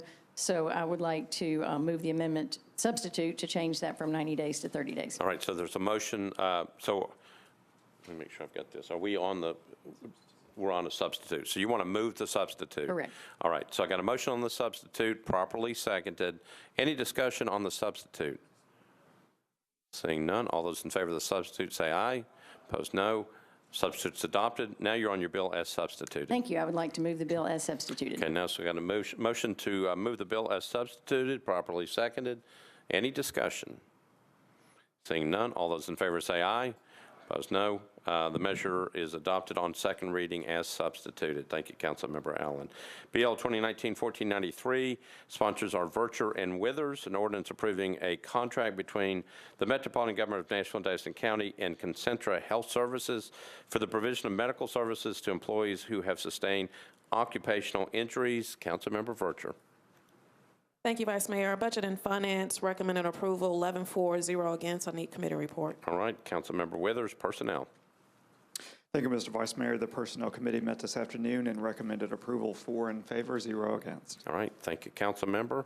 Back to you, Councilmember Vercher. I move for approval. Got a motion to approve, properly seconded. Councilmember Gilmore. Yes, Vice Mayor. I was just rising to stand to see why it did not come through the Health and Hospitals Committee. And this had come some years ago, but when they had a contract before us.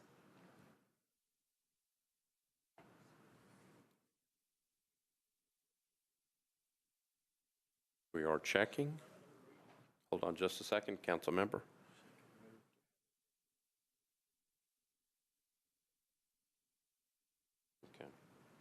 So, Councilmember, I'm not sure. It's a good point. If you want to, you could certainly move to have this measure referred to your committee before third reading. I would like to do that. All right. So I have a motion to, let me make sure we. I can amend my motion, Vice Mayor. Okay. All right. So I think that's what I'd like to do is have Councilmember Vercher amend her motion to move for passage on second reading, but to refer to the Health and Hospitals Committee on third reading. Yes, and only if I can make a brief comment. All right, so let me get that motion taken care of. I've got a motion to approve this measure now on second reading and refer to Health and Hospitals on third reading, properly seconded. Now back to you, Councilmember Gilmore. Thank you, Vice Mayor. I appreciate your cooperation, but only because this bill had come in the past before the Health and Hospitals, I thought we should still keep it that way. Fine.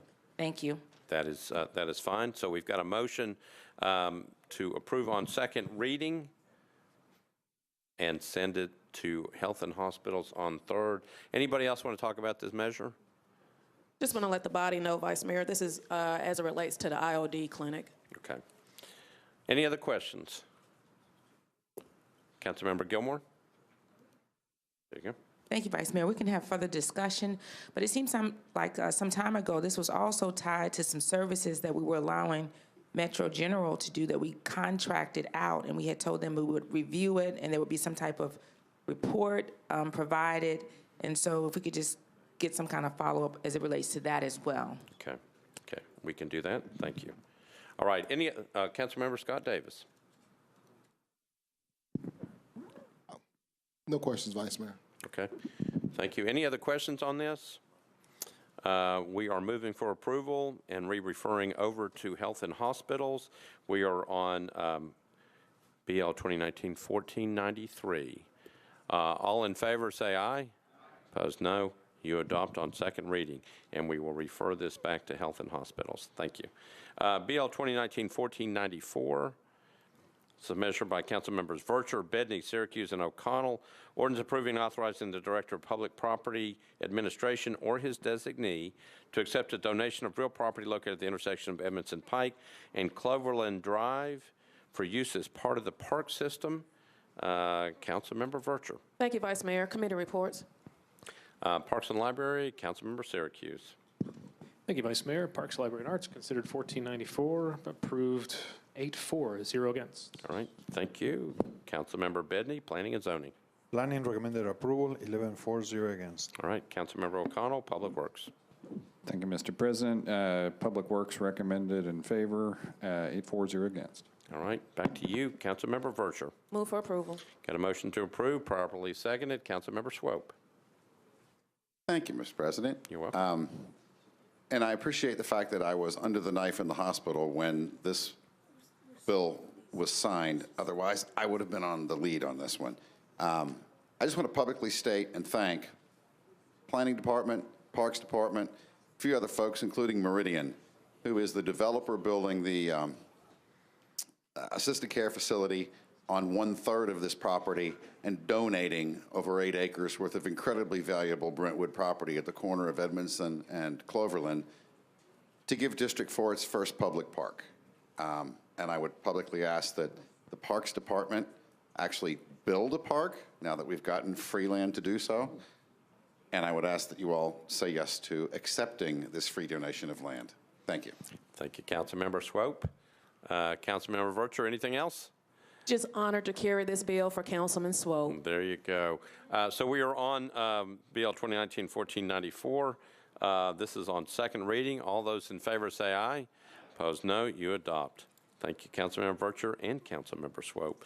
BL 2019-1495, Councilmember O'Connell and Bedney, an ordinance authorizing the Metropolitan Government of Nashville and Davidson County to abandon existing sanitary sewer main, a sanitary sewer manhole and easements, and to accept new sanitary sewer and water main, sanitary sewer manholes, a fire hydrant assembly and easements for 5 properties located on 6th Avenue North. Councilmember O'Connell. Thank you, Mr. President. I'd like to get committee reports here, please. Sure. Councilmember Bedney, Planning and Zoning. Planning recommended approval, 11-4, 0 against. Back to you, Councilmember O'Connell. Public Works recommended approval, 8 in favor, 0 against. And I would like to move approval. All right, so I've got a motion to approve, properly seconded. This is 2019-1495. Seeing no discussion, all in favor say aye. Opposed, no. You adopt on second reading. Thank you. 1496, 2019-1496. This is by Councilmember Bedney and O'Connell. Approved by the Planning Commission, ordinance authorizing the Metropolitan Government of Nashville and Davidson County to accept new water mains, sanitary sewer manholes, fire hydrant assemblies, and easements for 11 properties located along Cane Ridge Road and Preston Road. Councilmember Bedney. Committee report, please. All right, so I'm going to Councilmember O'Connell for Public Works. Thank you, Mr. President. Public Works recommended approval, 8 in favor, 0 against, and I don't want to overlook Councilmember Dowell on this one as well. All right, thank you. Councilmember Bedney. The committee recommended approval, 11-4, 0 against. All right. Councilmember Bedney, do you want to make a motion to approve? Yes, Edison. All right, so I got a motion to approve, properly seconded. Any discussion on this? Seeing none, all those in favor say aye. Opposed, no. You adopt. All right. BL 2019-1497, council members Roberts, Bedney, and O'Connell, an ordinance authorizing the Metropolitan Government of Nashville and Davidson County to negotiate and accept permanent and temporary easements for the Nashua Lane Drainage Stormwater Improvement Project for 3 properties located at 665, 671, and 677 Vernon Avenue. Councilmember Roberts. Thank you, Mr. Vice Mayor. Committee reports, please. Councilmember Bedney, Planning and Zoning. Planning recommended approval, 11-4-0 against. All right, thank you. Councilmember O'Connell, Public Works. Yes, Public Works recommended approval, 8 in favor, 0 against. All right, Councilmember Roberts, back to you. I'd like to move for approval. Got a motion to approve, properly seconded. Any discussion? Seeing none, all those in favor say aye. Opposed, no. You adopt. BL 2019-1498, sponsors are Councilmember Roberts, Bedney, and O'Connell. Ordinance authorizing the Metropolitan Government of Nashville and Davidson County to abandon existing water main and to accept new water main and a fire hydrant assembly for properties located at 905 and 907 54th Avenue North. Councilmember Roberts. Thank you, Mr. Vice Mayor. Committee reports, please. Councilmember Bedney, Planning and Zoning. Planning recommended approval, 11-4-0 against. Councilmember O'Connell, Public Works. Public Works Committee didn't like doing this much work for Councilmember Roberts, but we did it anyway and recommended in favor, 8-4-0 against. That's awfully nice. Councilmember Roberts. Well, that was her. Excuse me, what? I'd like to move for approval. So I got a motion to approve, properly seconded. Any discussion? Seeing none, all those in favor say aye. Opposed, no. You adopt. BL 2019-1499. This is by Council Members O'Connell and Bedney, an ordinance authorizing the Metropolitan Government of Nashville and Davidson County to abandon existing water main and easements and to accept new water main, a fire hydrant assembly, and easements for property located at 908 Division Street. Councilmember O'Connell. Thank you, Mr. President. Committee reports, please. Councilmember Bedney, Planning and Zoning. Planning recommended approval, 11-4-0 against. Councilmember O'Connell, back to you. Public Works recommended approval, 8 in favor, 0 against, and I'd like to move approval. All right, so I got a motion to approve, properly seconded. Any discussion? Seeing none, all those in favor say aye. Opposed, no. You adopt. BL 2019-1500, also by Council Members O'Connell and Bedney. Ordinance authorizing the Metropolitan Government of Nashville and Davidson County to abandon existing water main and easements and to accept new water main, fire hydrant assemblies, and easements for property located at 1 Terminal Drive. Councilmember O'Connell. Thank you, Mr. President. I'd like to request committee reports, please. All right, I'm going to Planning and Zoning. Councilmember Bedney. Planning recommended approval, 11-4-0 against. Back to you, Councilmember O'Connell. Public Works recommended approval, 8 in favor, 0 against, and I'd like to move approval. Got a motion to approve, properly seconded. This is on second hearing. Seeing nobody in the queue, all in favor say aye. Aye. Opposed, no. You adopt. BL 2019-1501, also by Council Members O'Connell and Bedney. An ordinance authorizing Charlotte Avenue Lodging LLC to install, construct, and maintain aerial and underground encroachments in the right-of-way located at 1414-1508 Charlotte Avenue. Councilmember O'Connell. Thank you, Mr. President. I'd like to request committee reports, please. Councilmember Bedney, Planning and Zoning. Planning recommended approval, 11-4-0 against. Back to you, Councilmember O'Connell. Thank you. Public Works recommended approval, 8 in favor, 0 against, and I'd like to move approval. Okay, motion to approve, properly seconded. Any discussion? Seeing none, all those in favor say aye. Opposed, no. You adopt. BL 2019-1502, also by O'Connell and Bedney. Ordinance authorizing the Metropolitan Government of Nashville and Davidson County to abandon existing easement rights to rights located between 11th Avenue South and 12th Avenue South, formerly known as Alley Number 233, and to abandon existing easement rights located along 11th Avenue South between former Alley Number 233 and Pine Street. Councilmember O'Connell. Thank you, Mr. President. I'd like to request committee reports, please. Councilmember Bedney, Planning and Zoning. Planning recommended approval, 11-4-0 against. Councilmember O'Connell. Thank you. Public Works recommended approval, 8 in favor, 0 against. And I would like to move approval. Got a motion to approve, properly seconded. Any discussion? Seeing none, all those in favor say aye. Opposed, no. You adopt on second reading. BL 2019-1503, sponsors O'Connell and Bedney. Ordinance to amend the Geographic Information System Street and Alley Centerline Layer for the Metropolitan Government of Nashville and Davidson County by abandoning portions of Fogg Street alley number 140 and alley number 159 right-of-way. Councilmember O'Connell. Thank you, Mr. President. I'd like to request committee reports, please. Councilmember Bedney. Planning recommended approval, 11-4, 0 against. Councilmember O'Connell. Public Works recommended approval, 8 in favor, 0 against, and I'd like to move approval of the brief comment. All right, got a motion to approve, properly seconded. Back to you, Councilmember O'Connell. Thank you, Mr. President. When this journey first began, I didn't think that Councilman Bedney and I could pull it off, but we did. We're here, and I'd just like to thank him for this extraordinary partnership, and I'd like to renew my motion. Thank you. So I got a motion to approve, again, properly seconded. Any discussion? Seeing none, all those in favor say aye. Opposed, no. You adopt. We are now on bills on third reading. BL 2018-1395.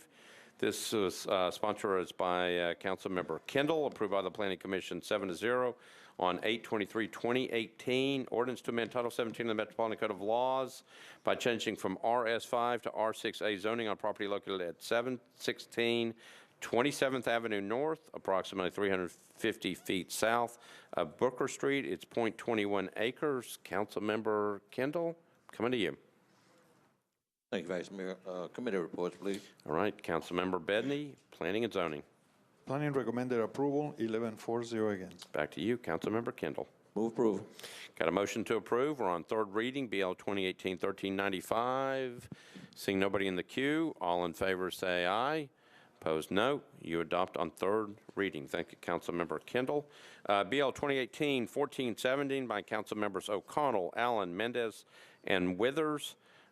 This was approved by the Planning Commission 9-0 on January 10th, 2019. Ordinance amending Title 17 of the Metropolitan Code of Laws to allow public interior spaces to be afforded historic landmark protection. Councilmember O'Connell. Thank you, Mr. President. I'd like to request committee reports, please. Planning and Zoning, Councilmember Bedney. Planning recommended approval, 11-4, 0 against. Councilmember O'Connell, back on your bill. Thank you, Mr. President. I'd like to move approval of the brief comment. All right, got a motion to approve, properly seconded. Back to you, Councilmember O'Connell.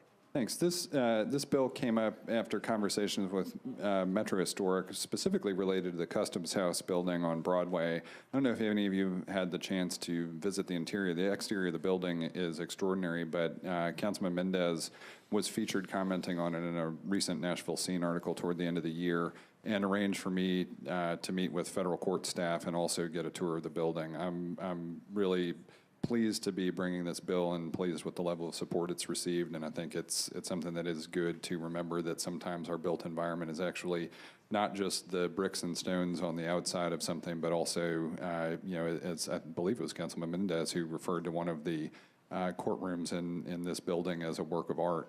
And he is not wrong. This is something I'm pleased to be moving forward, and welcome colleague support on this, and I'd like to renew my motion. Thank you. So the motion is renewed. We have a proper second. Any discussion? Councilmember Mendez, your name was mentioned several times. Talking about works of art, do you want to say something? No? There you go. No, I do appreciate the comments from my colleague. It is a beautiful court building. It's the original district courthouse in this city, and it does deserve protection inside and out. So I'm glad Councilman O'Connell pushed this. Thanks. All right. Nobody else in the queue? We are on 2018-1417. This is on third reading. All those in favor say aye. Opposed, no. You adopt on third reading.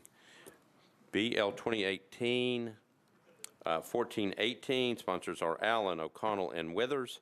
Ordinance amending Section 17.40.420 of the Metropolitan Code of Laws to require preservation permits before any action within a historic overlay district. Councilmember Allen. Thank you, Mr. Vice Mayor. I'd like to ask for committee reports, please. All right, Councilmember Bedney, Planning and Zoning. Planning recommended approval, 11-4, 0 against. All right, thank you, Councilmember. Back to you, Councilmember Allen. Move for approval. Got a motion to approve, properly seconded. Any discussion? Seeing none, all those in favor say aye. Opposed, no. You adopt on third reading. We are on BL 2018-1425 by Councilmember Murphy. This was approved with conditions, disapproved without by the Planning Commission on 10/25/2018. Ordinance to amend Title 17 of the Metropolitan Code of Laws by changing from R6 to SP zoning on properties located at 4603 Sloan Road and 4409 and 4411 West Lawn Drive. at the corner of Sloan Road and West Lawn Drive, 1.03 acres, to permit 6 multifamily residential units. Councilmember Murphy. Committee reports, please. Planning and Zoning, Councilmember Bedney. Planning recommended approval of the substitute, 12-4-0 against, and recommend the approval of the legislation as substituted, 12-4-0 against. All right, thank you, Councilmember Bedney. Back to you, Councilmember Murphy. Thank you. Although this was previously substituted, I think I need to still move the substitute. Do I need to move to put the substitute on? Okay. I'll move the substitute. So I got a motion to approve the substitute. It's been properly seconded. Explanation of the substitute. This cleans up some of the requests from the neighbors. It bans Airbnbs, and it ensures that these are single-family detached homes. With that, I move for approval. Okay, so I got a motion to approve the substitute, properly seconded. Any discussion on the substitute? Seeing none, all those in favor say aye. Opposed, no. You adopt the substitute. Now you're on your bill as substituted. Councilmember Murphy. I'll move for approval again. All right, so this is to pass 2018-1425 now as substituted on third reading. Any discussion? Seeing none, all those in favor say aye. Opposed, no. 1425 as substituted is adopted. We are on BL 2018-1426 by Councilmember Sledge. This was approved with conditions disapproved without by the Planning Commission 501 on 11/8/2018. Ordinance to amend Title 17 of the Metropolitan Code of Laws by changing from R8 to SP zoning on properties located at 1114 West Grove Avenue, approximately 80 feet east of 12th Avenue South, 0.24 acres, to permit 5 multifamily residential units. Councilmember Sledge. Thank you, Mr. Vice Mayor. Committee report, please. Planning and Zoning, Councilmember Bedney. Planning recommended approval, 11-4-0 against. Okay, back to you, Councilmember Sledge. Thank you, Mr. Vice Mayor. Move approval. Okay, got a motion to approve, properly seconded. Any discussion? Seeing none, all those in favor say aye. Aye. Opposed, no. You adopt on third reading. Thank you. BL 2018-1438. This is by Councilmember Swope. It was disapproved by the Planning Commission 501 on 11/8/2018. Ordinance to amend Title 17 of the Metropolitan Code of Laws by changing from AR2A to RS10 and RM4 zoning for properties located at Bluff Road, unnumbered, approximately 930 feet southwest of Nolensville Pike at 60.19 acres. Councilmember Swope. Thank you, Mr. President. Committee reports, please. All right, Planning and Zoning, Councilmember Bedney. Yes, the Planning Committee recommended approval, 5-4-3 against, and 1 abstaining, and I need to be recorded as abstaining on this legislation. Okay, thank you, Councilmember Bedney.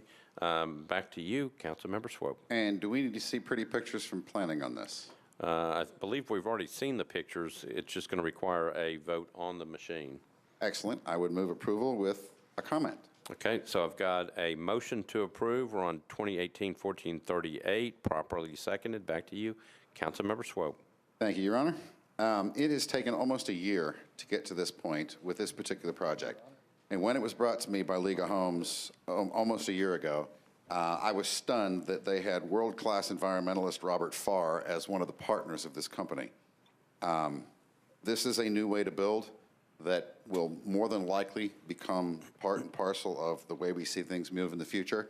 This is not using wood or drywall. This is using magnesium oxide and steel, therefore creating a unbelievably mold-free, energy-efficient, smart home of the future, withstanding hurricane winds of up to 185 miles an hour and being good through earthquakes to level 5, I believe. Don't quote me on that, but they're pretty amazing. As a consequence, they wanted to do 2 phases, one in very high-end condos, 700,000 plus, and the other in single-family homes. The particular piece of land they're talking about had no neighbors at the time, none. In fact, everything was one big wooded lawn up until a year and a half ago when Turnberry Homes in Williamson County came in and clear-cut a whole bunch of land and put up $29 million homes, who are the neighbors to this community. The emails you've gotten in opposition to this have all been from that neighborhood. I would suggest that the developer responsibilities on this, with or without an SP, remain the same. This in no way alters the responsibilities this developer has to stormwater, TDEC, TDOT, traffic, or any other department for the issuance of permits or the approvals of same. We have amazing departments that do protect our land. We have conservation policies in place that will protect that hill. The developer in no way wants to clear cut it. In fact, they want to do the opposite. They want to build within the topography of this piece of property. Is it difficult? Yes. It's 60 acres. One of the things that planning had a problem with, in fact, the biggest thing, was there was only one point of ingress and egress due to floodwater along Bluff Road. As a consequence, having already bought and paid for this 60 acres of land, Legal went and bought another 2 acres of land right adjacent to it, right on the Williamson County line, to accommodate a second ingress and egress point for fire, EMT, et cetera. Again, I go back. Davidson County has amazing departments, and I know that no department in this city is going to give them even the beginnings of a mass grading permit unless they satisfy an unbelievable amount of requirements to build on this piece of property. So now with 62 plus acres, they're proposing less than 30 condominiums and less than 30 single-family homes. That's basically R40, which is a whole lot less dense than everything else around it. Let's talk about Williamson County neighbors. I am a Williamson County neighbor. I love Williamson County. However, at some point, we as representatives of Davidson County got to draw a line. I do know for a fact when the Planning Commission sends out meetings or notices for community meetings, which they did for this development 7 months ago, they don't send them to different counties. There is a line in the sand, whether we want to believe that or not, there is. And I know that it's incredibly aggravating for me because I want to reach across the line and say, good Lord, come on, come into Davidson County and come play in our sandbox. However, legally, we can't do that. If we start doing that, then why don't I invite people from Texas and Chicago in? What's the difference? Legally, there isn't one. So, as a consequence, I have, within the last 3 hours, talked to this developer and have a promise and an assurance that this developer will reach out to this neighborhood and set a new precedence in reaching across the county line and sitting down and having community meetings with them so that this neighborhood doesn't feel like they've been hijacked in any way. That is a promise I'm making to you because it's been made to me. And with that, I ask for your support. I know I need 27 votes on this one. I ask for your vote. Thank you. Thank you, Councilmember. Councilmember Johnson. Thank you, Mr. Vice Mayor. I tremendously respect the district council member of his hard work and, try to bring this development in that particular parcel. And I have no doubt that will be the development the developer is planning and district council member is introducing in that particular parcel. Only thing I am having concern is because this is just straightforward zone change from AR to A2, RS10 and RM4. So even though there might be the great plan, but as a body, I have not seen all this plan. And I understand because of the difficulty, floodplain, floodway, Mill Creek, and other creek surrounded by. So even though the base zoning may allow 77 units for RS10 and 157 units on RM4 parts, actual development will be much, much limited. Having said that, because when a development happens, if you have a specific plan, you have to follow the specific plan. But when it's straightforward zoning, there is always the way to go back to the base zoning if something happened to the difficulty. So for that reason, I am not comfortable supporting with great respect, but I am not there yet. So, but it's not, I have no disrespect towards the district council member just because of this straightforward based zoning, and there's no assurance as far as specific plans, so I'm not there yet. All right, thank you, Councilmember. Councilmember Gilmore. Thank you, Vice Mayor. I wanted to ask the Planning Commission, because we have them here, why wasn't it specifically approved? Is it the zoning? Is it the floodplain? If they could just speak more to that, I would appreciate it. Sure. The recommendation of disapproval from planning was based on several factors, including the environmental constraints on the property, which includes some areas of floodplain, but mostly steep slopes, as well as the access issue. So some of the steepest slopes are along the street frontage of Bluff Road, and so there was a concern about how access might be gained to the property and how it could be developed in a manner that was sensitive to the slopes on the property. And so while the policy may support additional intensity that allows for a mix of housing types, it was considered that an SP wherein we could take into consideration the impacts on those environmentally sensitive areas would be a more appropriate tool to use. I just have one follow-up question too. And could you speak more to when you say environmentally sensitive areas, if you could just speak to that? And then when you say the impact on the slopes, are you just talking about the egress and the ingress, or is it something else that's going on? No, there are areas over the property in excess of 25% slopes.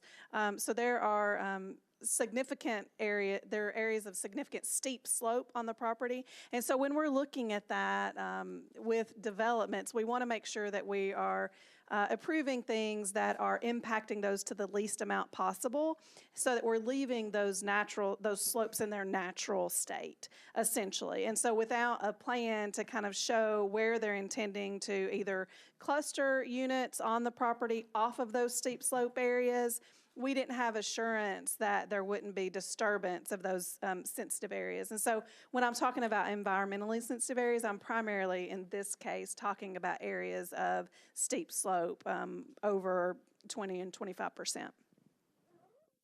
Councilmember Gilmore, anything else? Okay. Thank you, Planning Department. Anybody else with questions? Councilmember Swope, back to you for any last comments.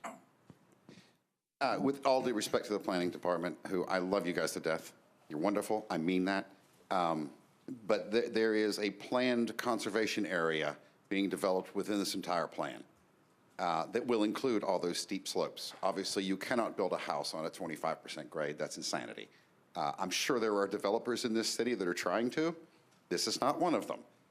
So it is in their it's not only in their best interest, but it is their intent to develop this within the topography, utilizing the topography as a value add to their community. And with that, I renew my motion. Please vote yes. Thank you. All right, so we are on BL 2018-1438. Councilmember Swope has moved for approval. It's been properly seconded. The measure is before you. It was disapproved by the Planning Commission, so we are on the board. It requires 27 votes to pass. Madam Clerk, if you will open the machines.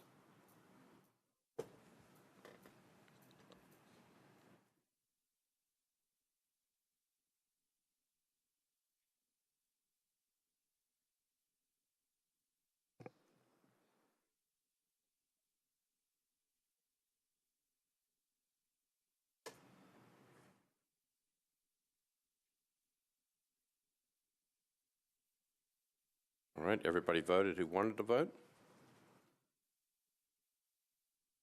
Okay. Madam Clerk, if you will close the machine and take the vote. 30 in favor, 2 against, 2 abstentions. Okay. So BL 2018-1438 passes. Thank you, Madam Clerk. We are on BL 2018-1439 by Councilmember Sledge. Ordinance amending Section 2.149.040 of the Metropolitan Code of Laws to authorize the Metropolitan Housing Trust Fund Commission to rescind grant contracts and collect funds previously allocated to organizations that fail to execute contractual obligations in a timely manner. Councilmember Sledge. Thank you, Mr. Vice Mayor. I think we've got one committee report. We do. Councilmember Withers, Personnel. Personnel recommended 4 in favor, 0 against. Okay, back to you, Councilmember Sledge. Thank you, Mr. Vice Mayor. I move approval. Okay, got a motion to approve. This is on third reading, 2018-1439, properly seconded. Any discussion? Seeing none, all those in favor say aye. Opposed, no. You adopt BL 2018-1439 on third reading. This is the second substitute, BL 2018-1441 as amended.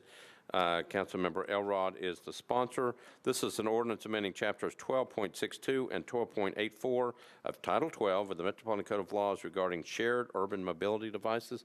Councilmember Elrod. Excuse me. Thank you, Mr. Vice Mayor. I would move for a deferral, and I think under the rules, there'll have to be an indefinite deferral with an explanation, please. All right, so I got a motion to defer indefinitely, properly seconded. Back to you, Councilmember Elrod. Thank you, Mr. Vice Mayor. I very begrudgingly make this motion. We passed as a council the original ordinance in August or September. I filed the first version of this, I believe, in December. I've been working on this, and my aim with this was try to get at several things: the number of operators, underage scootering, and trying to a commitment that I made to the council and to others and to the public. I've been trying to make tweaks to. I promised to keep working on this. It was not just a set it and forget it. And this ordinance was our first attempt and first changes to that ordinance. It does several things that Mr. Jameson lays out in the analysis and that I went over 2 weeks ago. Today, there were some legal concerns that were raised with me and some issues that need to be addressed in the ordinance. Unfortunately, they were raised with me today, and so I can't, as I guess, try to pass something that is not in its best form. I think you have an amendment on your desk that was a late filed amendment as an attempt, I think, to try to show that I was trying to get it right today as of this afternoon. Something that I've thought since the beginning of, since scooters first landed in Nashville in May, and talking with operators and the public and Public Works and others through the summer and through the ordinance and as they've been rolling out, is the importance of partnerships with the operators. These are companies and vehicles that are using our right-of-ways as they drive, as they park, our sidewalks, unfortunately and incorrectly some, which I think the ordinance before you tries to address some of that. So it's very, I think, important that the partnership that we have with companies and trying to make these scooters work, this program work, a new option for getting around town. And it wasn't probably until, it really wasn't until today that, up until today, I felt that all the operators were trying to work with the city, that they were, there are many things in the original ordinance that was passed last year and the one before you that many of the operators don't like, such as the sunset provision, such as collecting parking fines from their users. But in trying to put together an ordinance that I think is best for the public and to get your approval, I thought it best to include in there and talking with my colleagues and others in the community. And it wasn't until and I say that to mean that many of these operators, most of these operators begrudgingly supported this ordinance, although they do have some issues with parts of it. But they felt that, at least I got the impression, that they swallowed their concerns, not because of whether or not they could do it, but whether or not they thought it was something that they wanted to do for the overall good of the city and the overall good of the program. And it wasn't until today that that I felt that there's an operator that did not care necessarily about the rest of the city and mostly just cared about their company and their rides. And so I still want to work with all the operators, but I think it's important for the operators to know that you're working with Metro and wanting to make this work. And it's using our right-of-way, it's using our streets, our sidewalks, as you put forth your product and your things for the public. And we've had good partnerships with many of the operators, even the state. There is legislation that was filed. It has preemption of Nashville regarding scooters. However, the sponsor, Senator Dickerson, Representative Potts, has been working with Metro Legal. Senator Dickerson talked to me today about wanting to get it right and making it right for Nashville, which I appreciate that willingness of partnering with the state on a complex issue like this in a new technological beginning industry. This ordinance isn't perfect, just as the one that we passed last year isn't perfect. But I was wanting to move forward with it tonight because I don't want the perfect to be the enemy of the good. And in my closing time, I would ask that anyone that has legal concerns with it to email them to me, because it's going to be going forward in 2 weeks, or the one that I put off indefinitely on second reading, that's something that's going to be moving forward in 2 weeks. Jeremy.elrod@nashville.gov, or Mr. Jameson's email, mike.jameson@nashville.gov, because the public is wanting some changes with this. I've told the companies that the biggest concern are the sidewalks, riding on them and parking with them, and this ordinance tried to get at those concerns. Won't be able to fix all of them, but was trying to address them as much as we could. With that, I renew my motion to defer it indefinitely. All right, thank you, Councilmember Elrod. That's properly seconded. It's a motion to defer indefinitely. That's because this is the third time that this thing has been deferred. I'm going to turn to Mr. Jameson real quick and just explain how it can come back on the agenda at the next meeting. Mr. Jameson. The sponsor can simply request in writing from the clerk 1 week prior to the next council meeting that it be reinstated on the agenda. All right, so as Councilmember Elrod said, if you have questions, you can certainly let him know. Councilmember Henderson. Thank you, Vice Mayor. I just want to express my thanks to Councilmember Elrod. This is a really complicated issue to deal with multiple stakeholders, and it's kind of evolving. I mean, I think of scooters somewhat like we think of short-term rentals, things that have just been very challenging for us legislatively.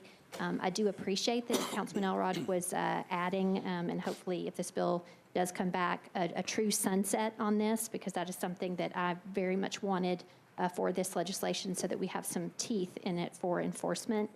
So I just wanted to express my thanks to him and encourage us all to continue to work on this. Thank you.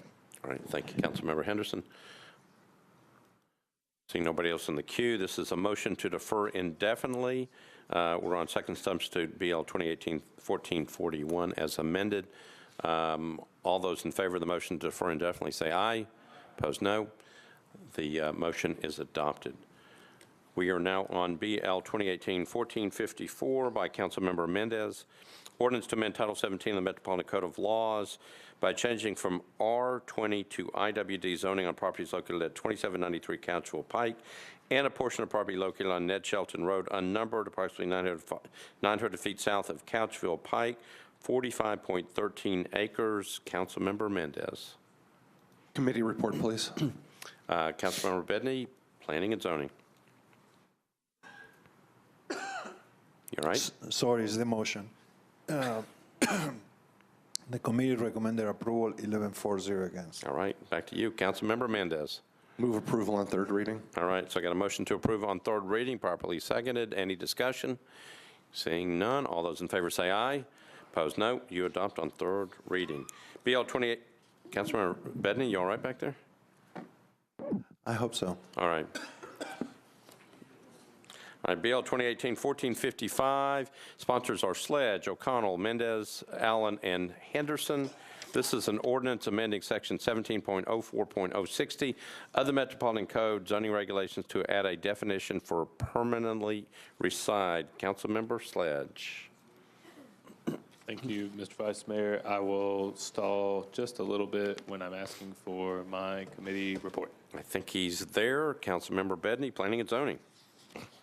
Yeah, the committee recommended approval, 11-4-0 against. Councilmember Sledge. Thank you, Mr. Vice Mayor. Move approval. All right, so got a motion to approve on third reading, properly seconded. Any discussion? Seeing none, all those in favor say aye. Opposed, no. You adopt on third reading. Thank you, Councilmember Sledge. Substitute Bill BL 2018-1457, ordinance amending Chapter 17.08 and 17.16 of Title 17, other Metropolitan Code, zoning regulations to add conditions applicable to the uses automobile sales used and automobile repair to restrict building within the floodplain, floodway, or any associated buffer. Councilmember Vercher. Thank you, Vice Mayor. Committee report. Councilmember Bedney, you okay back there? Yes, sir. All right. Planning recommended approval, 11-4-0 against. All right, Councilmember Vercher. Move for approval. Got a motion to approve, properly seconded. Any discussion? Seeing none, all those in favor say aye. Opposed, no. You adopt on third reading. BL 2019-1460, approved by the Planning Commission 7-1 on 1/24/2019. Ordinance to amend Title 17 of the Metropolitan Code of Laws by changing from SPR to RM20A zoning for property located at 108 Douglas Avenue at the southwest corner of Joseph Avenue and Douglas Avenue, 0.19 acres. This is by Councilmember Scott Davis. Councilmember Davis, you are recognized. Thank you, Vice Mayor. Committee reports, please. Planning and Zoning, Councilmember Bedney. The committee recommended approval, 12-4-0 against. All right, back to you, Councilmember Scott Davis. Move for approval, please. Got a motion to approve, properly seconded. Any discussion?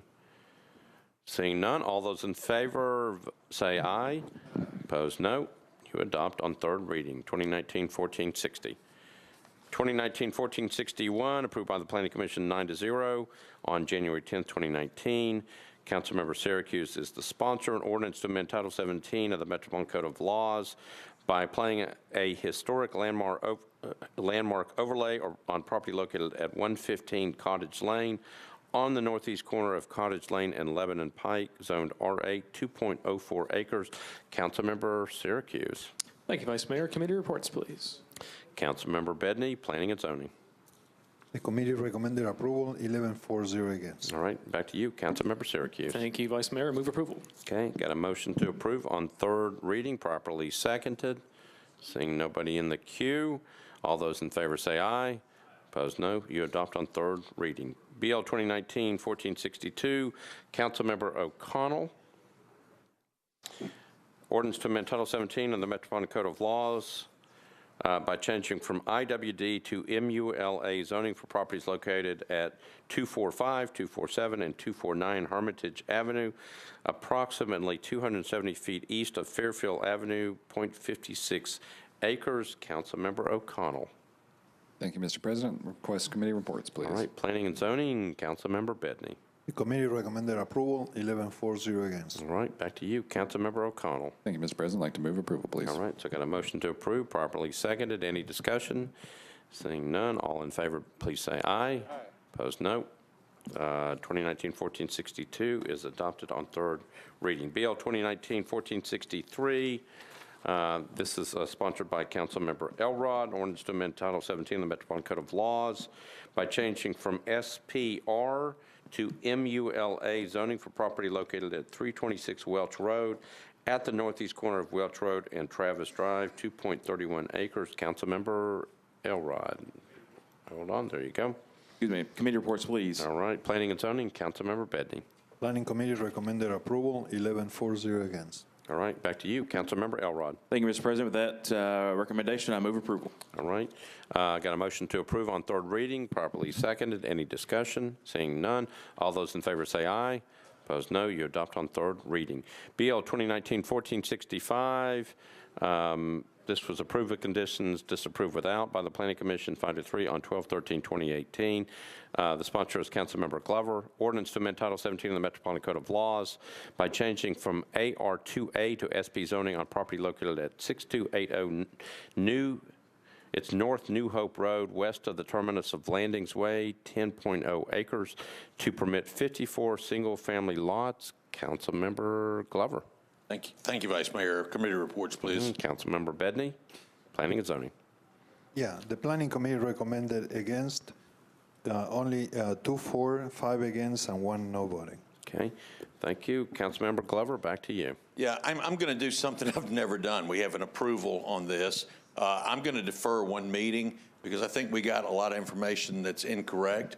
I'd like planning next time to show exactly what it's going to sit up against. Let's talk about what the actual traffic and the road conditions are going to be. That way everybody can walk into it and understand that we spent a lot of time on this. I mean, we've been working on this for over a year and a half now. The first plan that came in had over 100 condos they wanted to put in there. I said, absolutely not.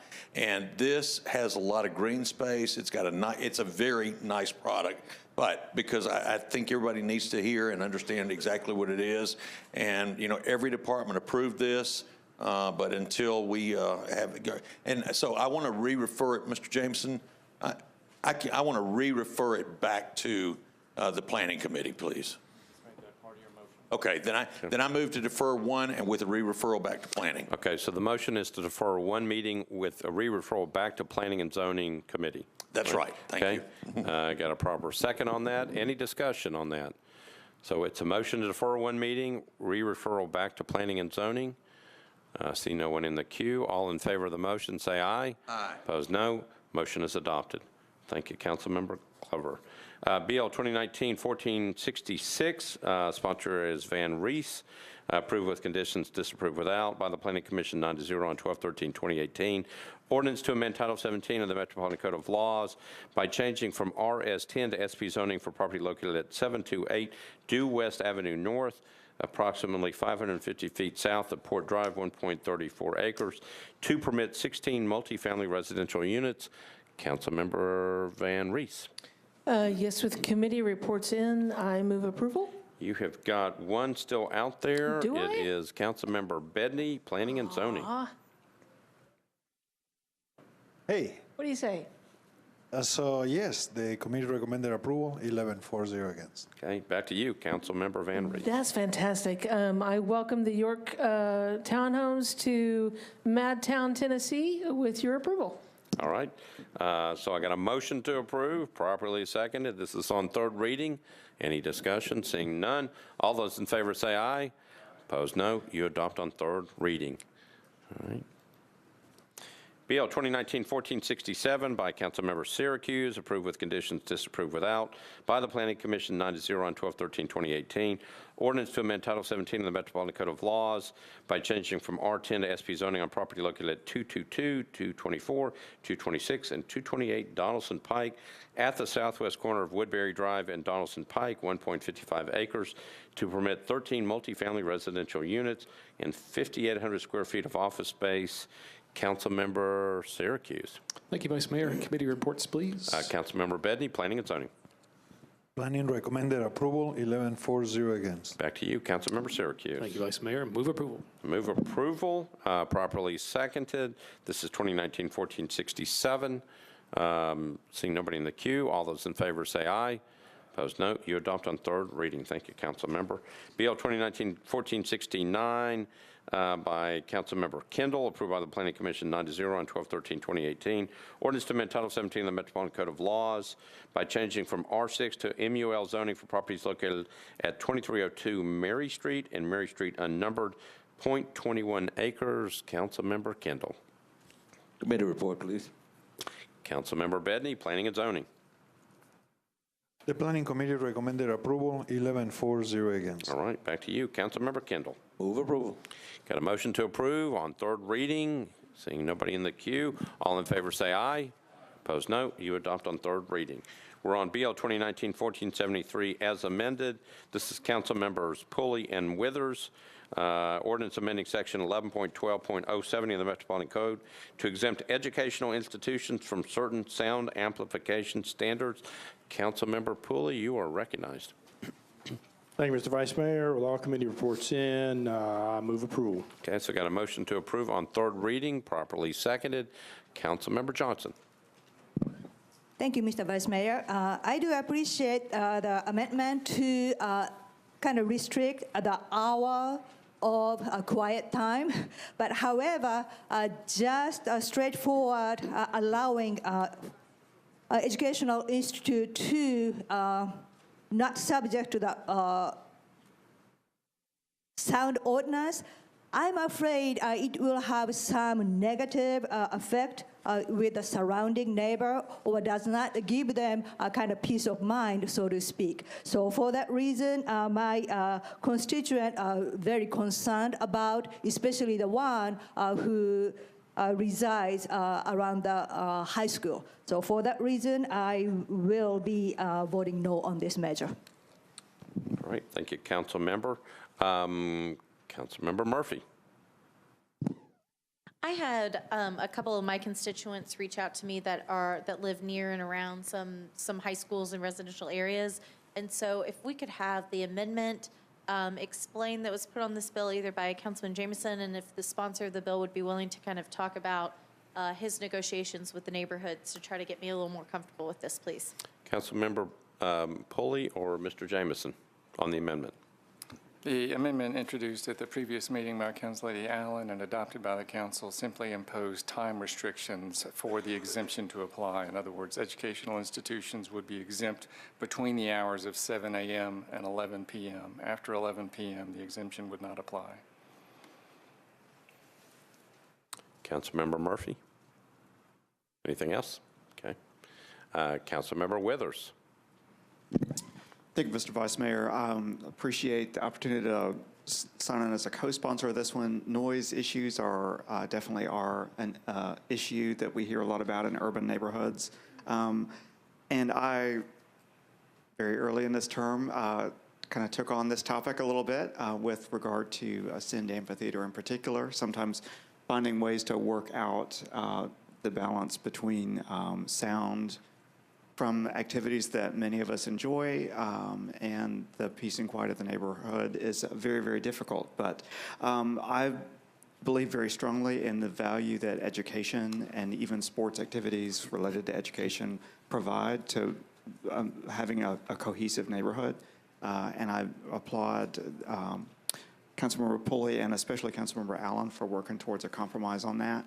Folks who do live near educational institutions will have game nights and we'll have heavy traffic nights sometimes, but again, when we look at the value of what that provides to young people and to the cohesiveness of our neighborhoods as a whole, I think that that is a reasonable expectation.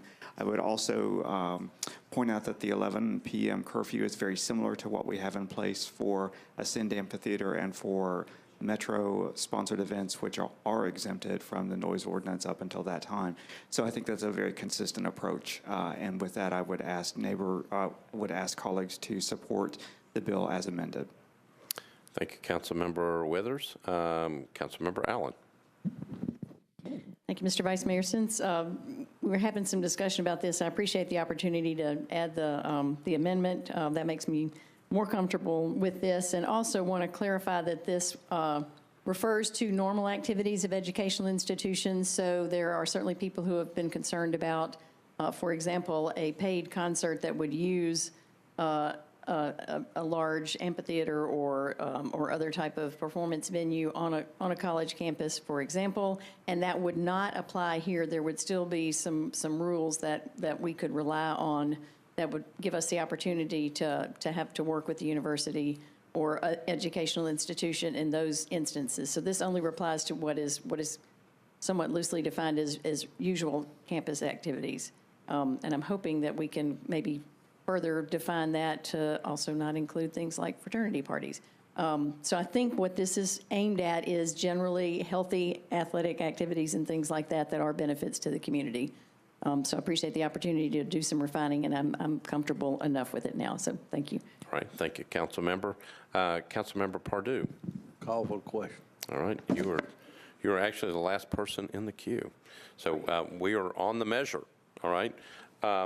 So I believe we're going to have to open up the machine because we may have negative votes on this. So Madam Clerk, if you will prepare the machine, tell me if you're ready. Okay. So we are on BL 2019-1473 as amended. This is a vote on third reading. Madam Clerk, open up the machines.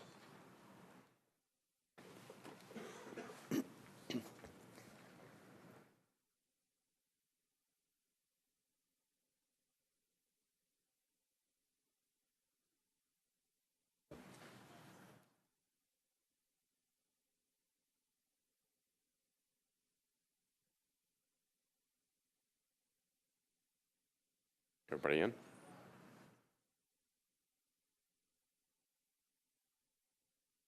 Okay.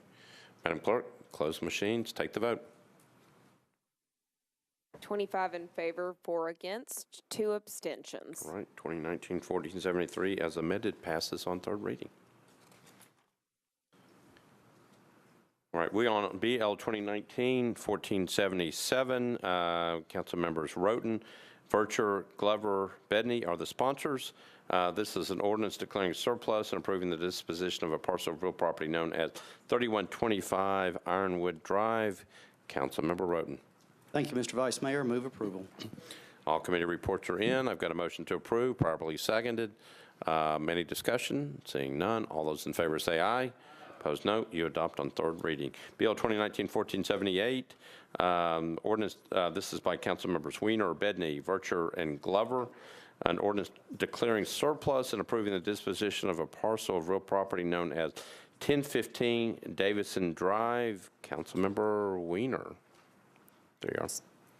Thank you, Vice Mayor. I'd like to move approval with a brief explanation. Okay, got a motion to approve, properly seconded. Back to you, Councilmember Weiner. Thank you so much. This has been going on way before we started talking about surplusing property. This building is in wretched condition. We've been using it for police and fire training, and you can't stay in that building any longer than an hour or so without getting a headache from all the mold. You can see the ceiling tiles falling out of the ceiling. You can see drywall peeling off the walls. You can see mold running down the building. It is in gross disrepair, and anything short of demolition would be insufficient. And so for this reason, I would certainly appreciate everyone supporting the passage of this bill. Thank you. All right, thank you, Councilmember. Councilmember Johnson. Thank you, Mr. Vice Mayor. I stated same thing for the second reading. This school building is indeed really bad shape, and I totally agree with Council Lady Weiner's position. The building is not salvageable for whatever the new use might be. However, this location is a great location for future pre-K or future affordable housing or mixed use, and for that reason, there's not enough conversation to how best utilize that location. I understand the school board need money, so that will bring $3.92 million for that purpose, and then that will be used for operational purpose. So for that reason, I think we are selling it short. If we were to surplus it, and if we were to take more money, we could bring more dollars for that location. So for that reason, not enough community outreach and not enough consideration for that location. I'm still opposed to this sales. All right, thank you, Councilmember. Councilmember Weiner, back to you. Thank you. The only thing that I would like to share is that this is at an extraordinarily busy intersection at Charlotte and Davidson. There's development on all sides of it. The notion of using this as a future school was something that Metro Schools had the option to consider, and it was in their purview to make the decision to surplus, and so therefore I would sure appreciate your support again. Thank you. All right, thank you, Councilmember. Councilmember Cooper. Thank you, Mr. Vice Mayor. A quick question for Finance on the surplus. Should this be surplus, then this would be listed on eBid, given the recent experience the city has had with... That's correct, Councilman. It would be on eBid even though the Green Hill site received no bids and the Charlotte site received a bid for 20% below the appraised value. So there is no reliable way of knowing that this would in fact bring the appraised value, and recent experience would conceivably indicate otherwise. I can speak to the plan as I know it is to list this on the eBid. Thank you. Appreciate your confirmation. Thank you. All right, thank you, Councilmember. Councilmember Mendez. Just to follow up on that question, not only, Mr. Harmon, the plan is to list it on eBid, but the same terms as the last couple sales, all cash, 30 days? I do not know those details, Councilman.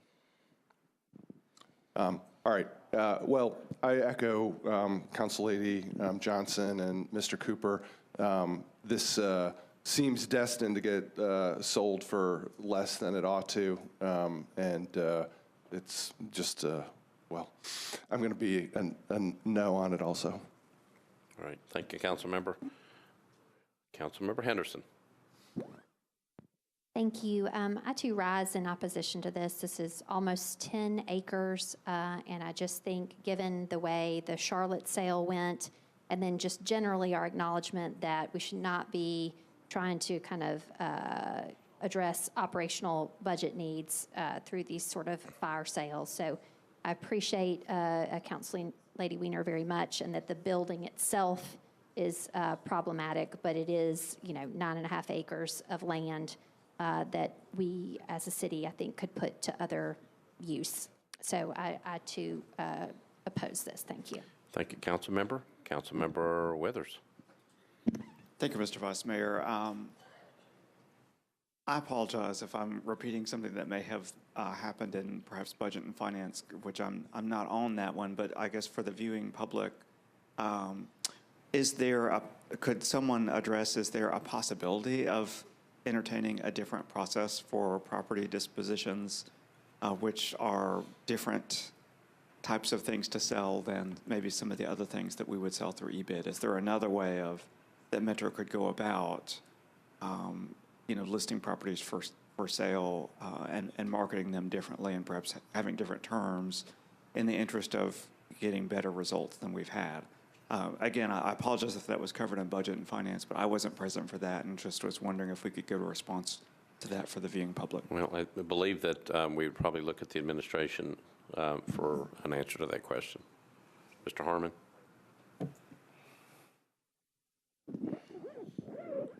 Councilman, I appreciate the question. To my knowledge, there are two methods, eBid being one and an RFP being another. Councilmember Withers. And so do I understand that the reason for not pursuing an RFP is that the length of time that it would be required and the need for cash? And the perception, the belief is that we all hope that this acreage of property would attract enough of a sale to reach the appraised value even during the shortened time frame. Is that accurate?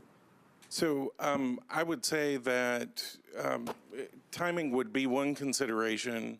I believe in the past, and this would have been before my arrival here, there was potentially a land disposition that was going to be done by RFP, and that turned out to be I guess a controversial decision as well. So, but I think the timing is a consideration. Okay, well, thanks for that information. And just for folks, my first job out of college was as a commercial real estate appraiser, so I have a little bit of background on that, and I was wondering about some of those details and why we might be selling land very likely for less than the appraised value, but thank you. All right, thank you, Councilmember. Councilmember Rosenberg. Thank you, Mr. President. I support the sale of this property for the reasons Council Lady Weiner laid out, and I really hope the administration will consider selling this in a way that you sell real estate instead of the way we sell excess toner cartridges. Thank you. All right, thank you, Councilmember. Councilmember Hart. Thank you, Mr. Vice Mayor. I just wanted to ask the sponsor, is money being spent now to keep this building operational? And if it doesn't sell, what happens to it? Councilmember Weiner. Yes, money is being spent. In fact, the roof is in need of repair to the tune of about $500,000, including the AC and heat. And I don't know the answer to the other question. You'll have to ask somebody else. Mr. Harmon. It has been declared surplus by the school board, so it would just basically stay with real property, Metro real property, if it did not sell, until some other decision was made regarding what to do with it. Councilmember Hart. Does that mean that money will still continue to be put into it in order for it to operate even though it's not being utilized? Do we know how much is being spent?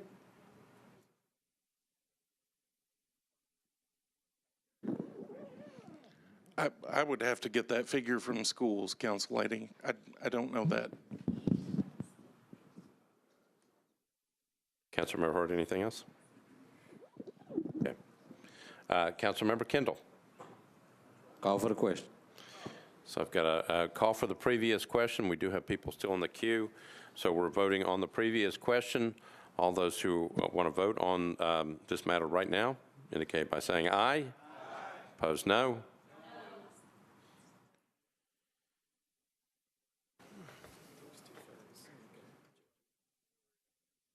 On the board. All right, so that's closed. It takes 2/3 to get the previous question in front of us. So, Madam Clerk, I can't tell. All right, so we're going to vote on the previous question. We're not voting on the measure at this point, just on the previous question. Madam Clerk, if you can get the board together. Okay, so we're voting just on the previous question, not on the bill itself. Madam Clerk, open up the machine. 2/3 of those voting.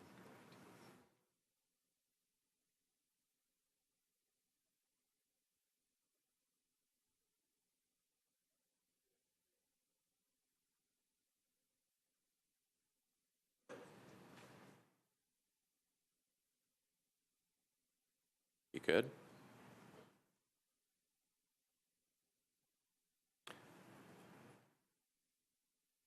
Councilmember Weiner, for what purpose? Oh, okay. Hold on, let's get the vote taken care of, and then I'll come back to you. All right, Madam Clerk, if you will close the machines, take the vote. 22 in favor and 9 against.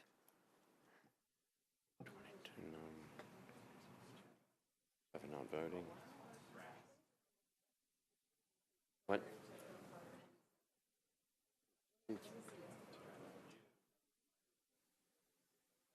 Okay. So based upon Mr. Jameson's calculations, the previous question prevails. So we are on the bill, right? Okay. So we are voting on,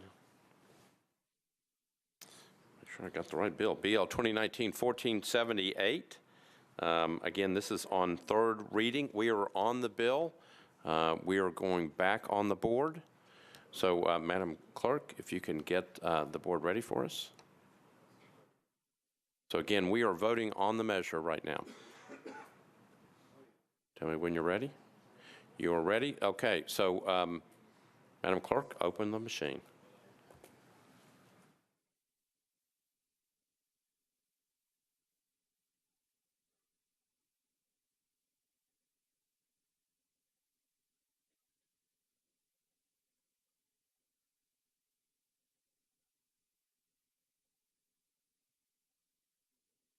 Take 21. Just 21 votes to pass.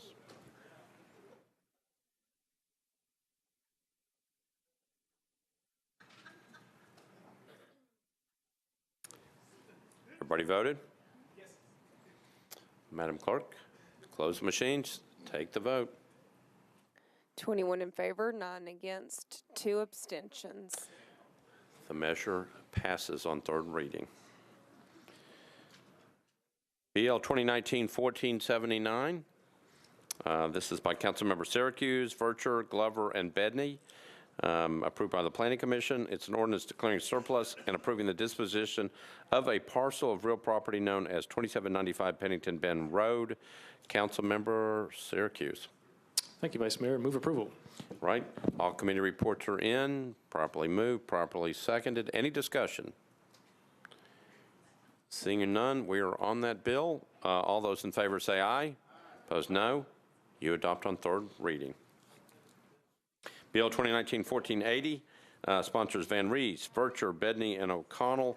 An ordinance authorizing the acquisition of certain right-of-way easements, drainage easements, temporary construction easements, and property rights by negotiation or condemnation for use in public projects of the Metropolitan Government, acting by and through the Metropolitan Department of Public Works for Madison Station Boulevard. Councilmember Van Rees, that's one of your favorite boulevards. It is, and it will always be. I would like to move approval with my appreciation to all the folks at Public Works and DBS Engineering on their due diligence, and look forward to proceeding forward. All right, so I got a motion to approve on third reading. This was approved by the Planning Commission, properly seconded. Any discussion? Seeing none, all those in favor say aye. Opposed, no. You adopt on third reading. Bill 2019-1481, this was also approved by the Planning Commission, sponsors are O'Connell and Bedney.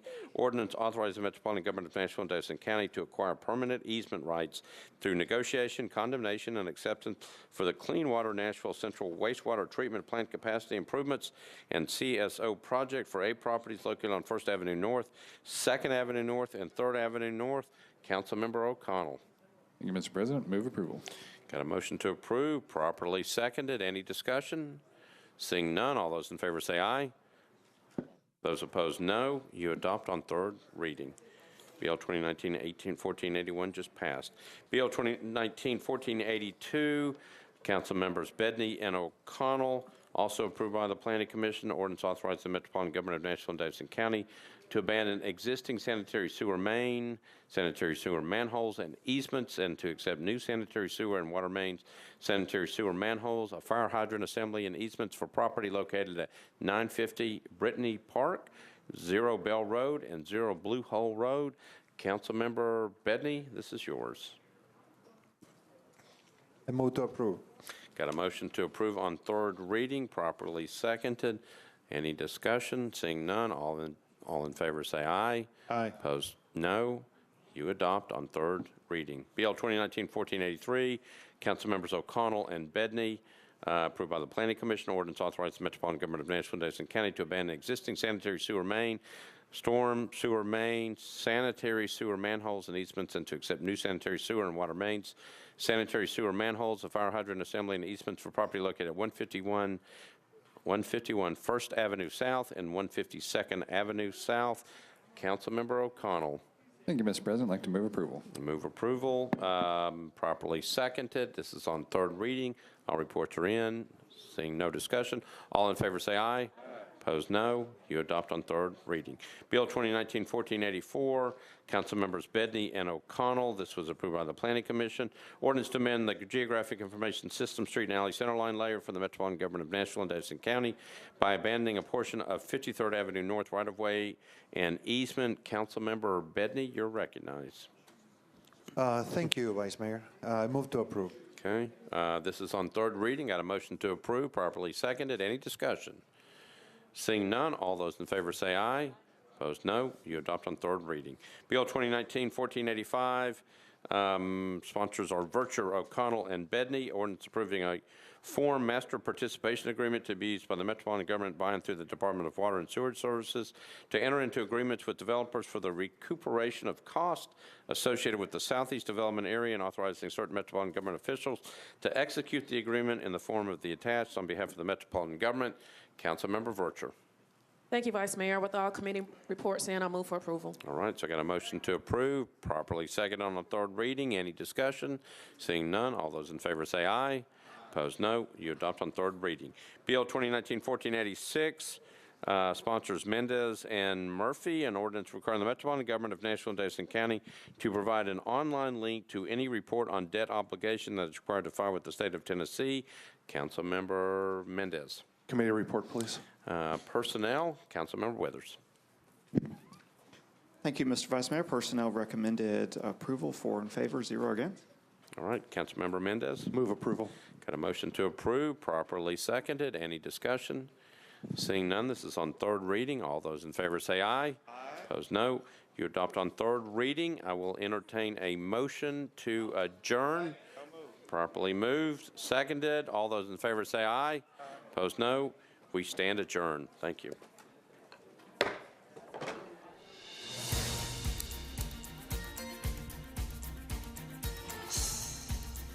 This has been a service of the Metro Nashville Network.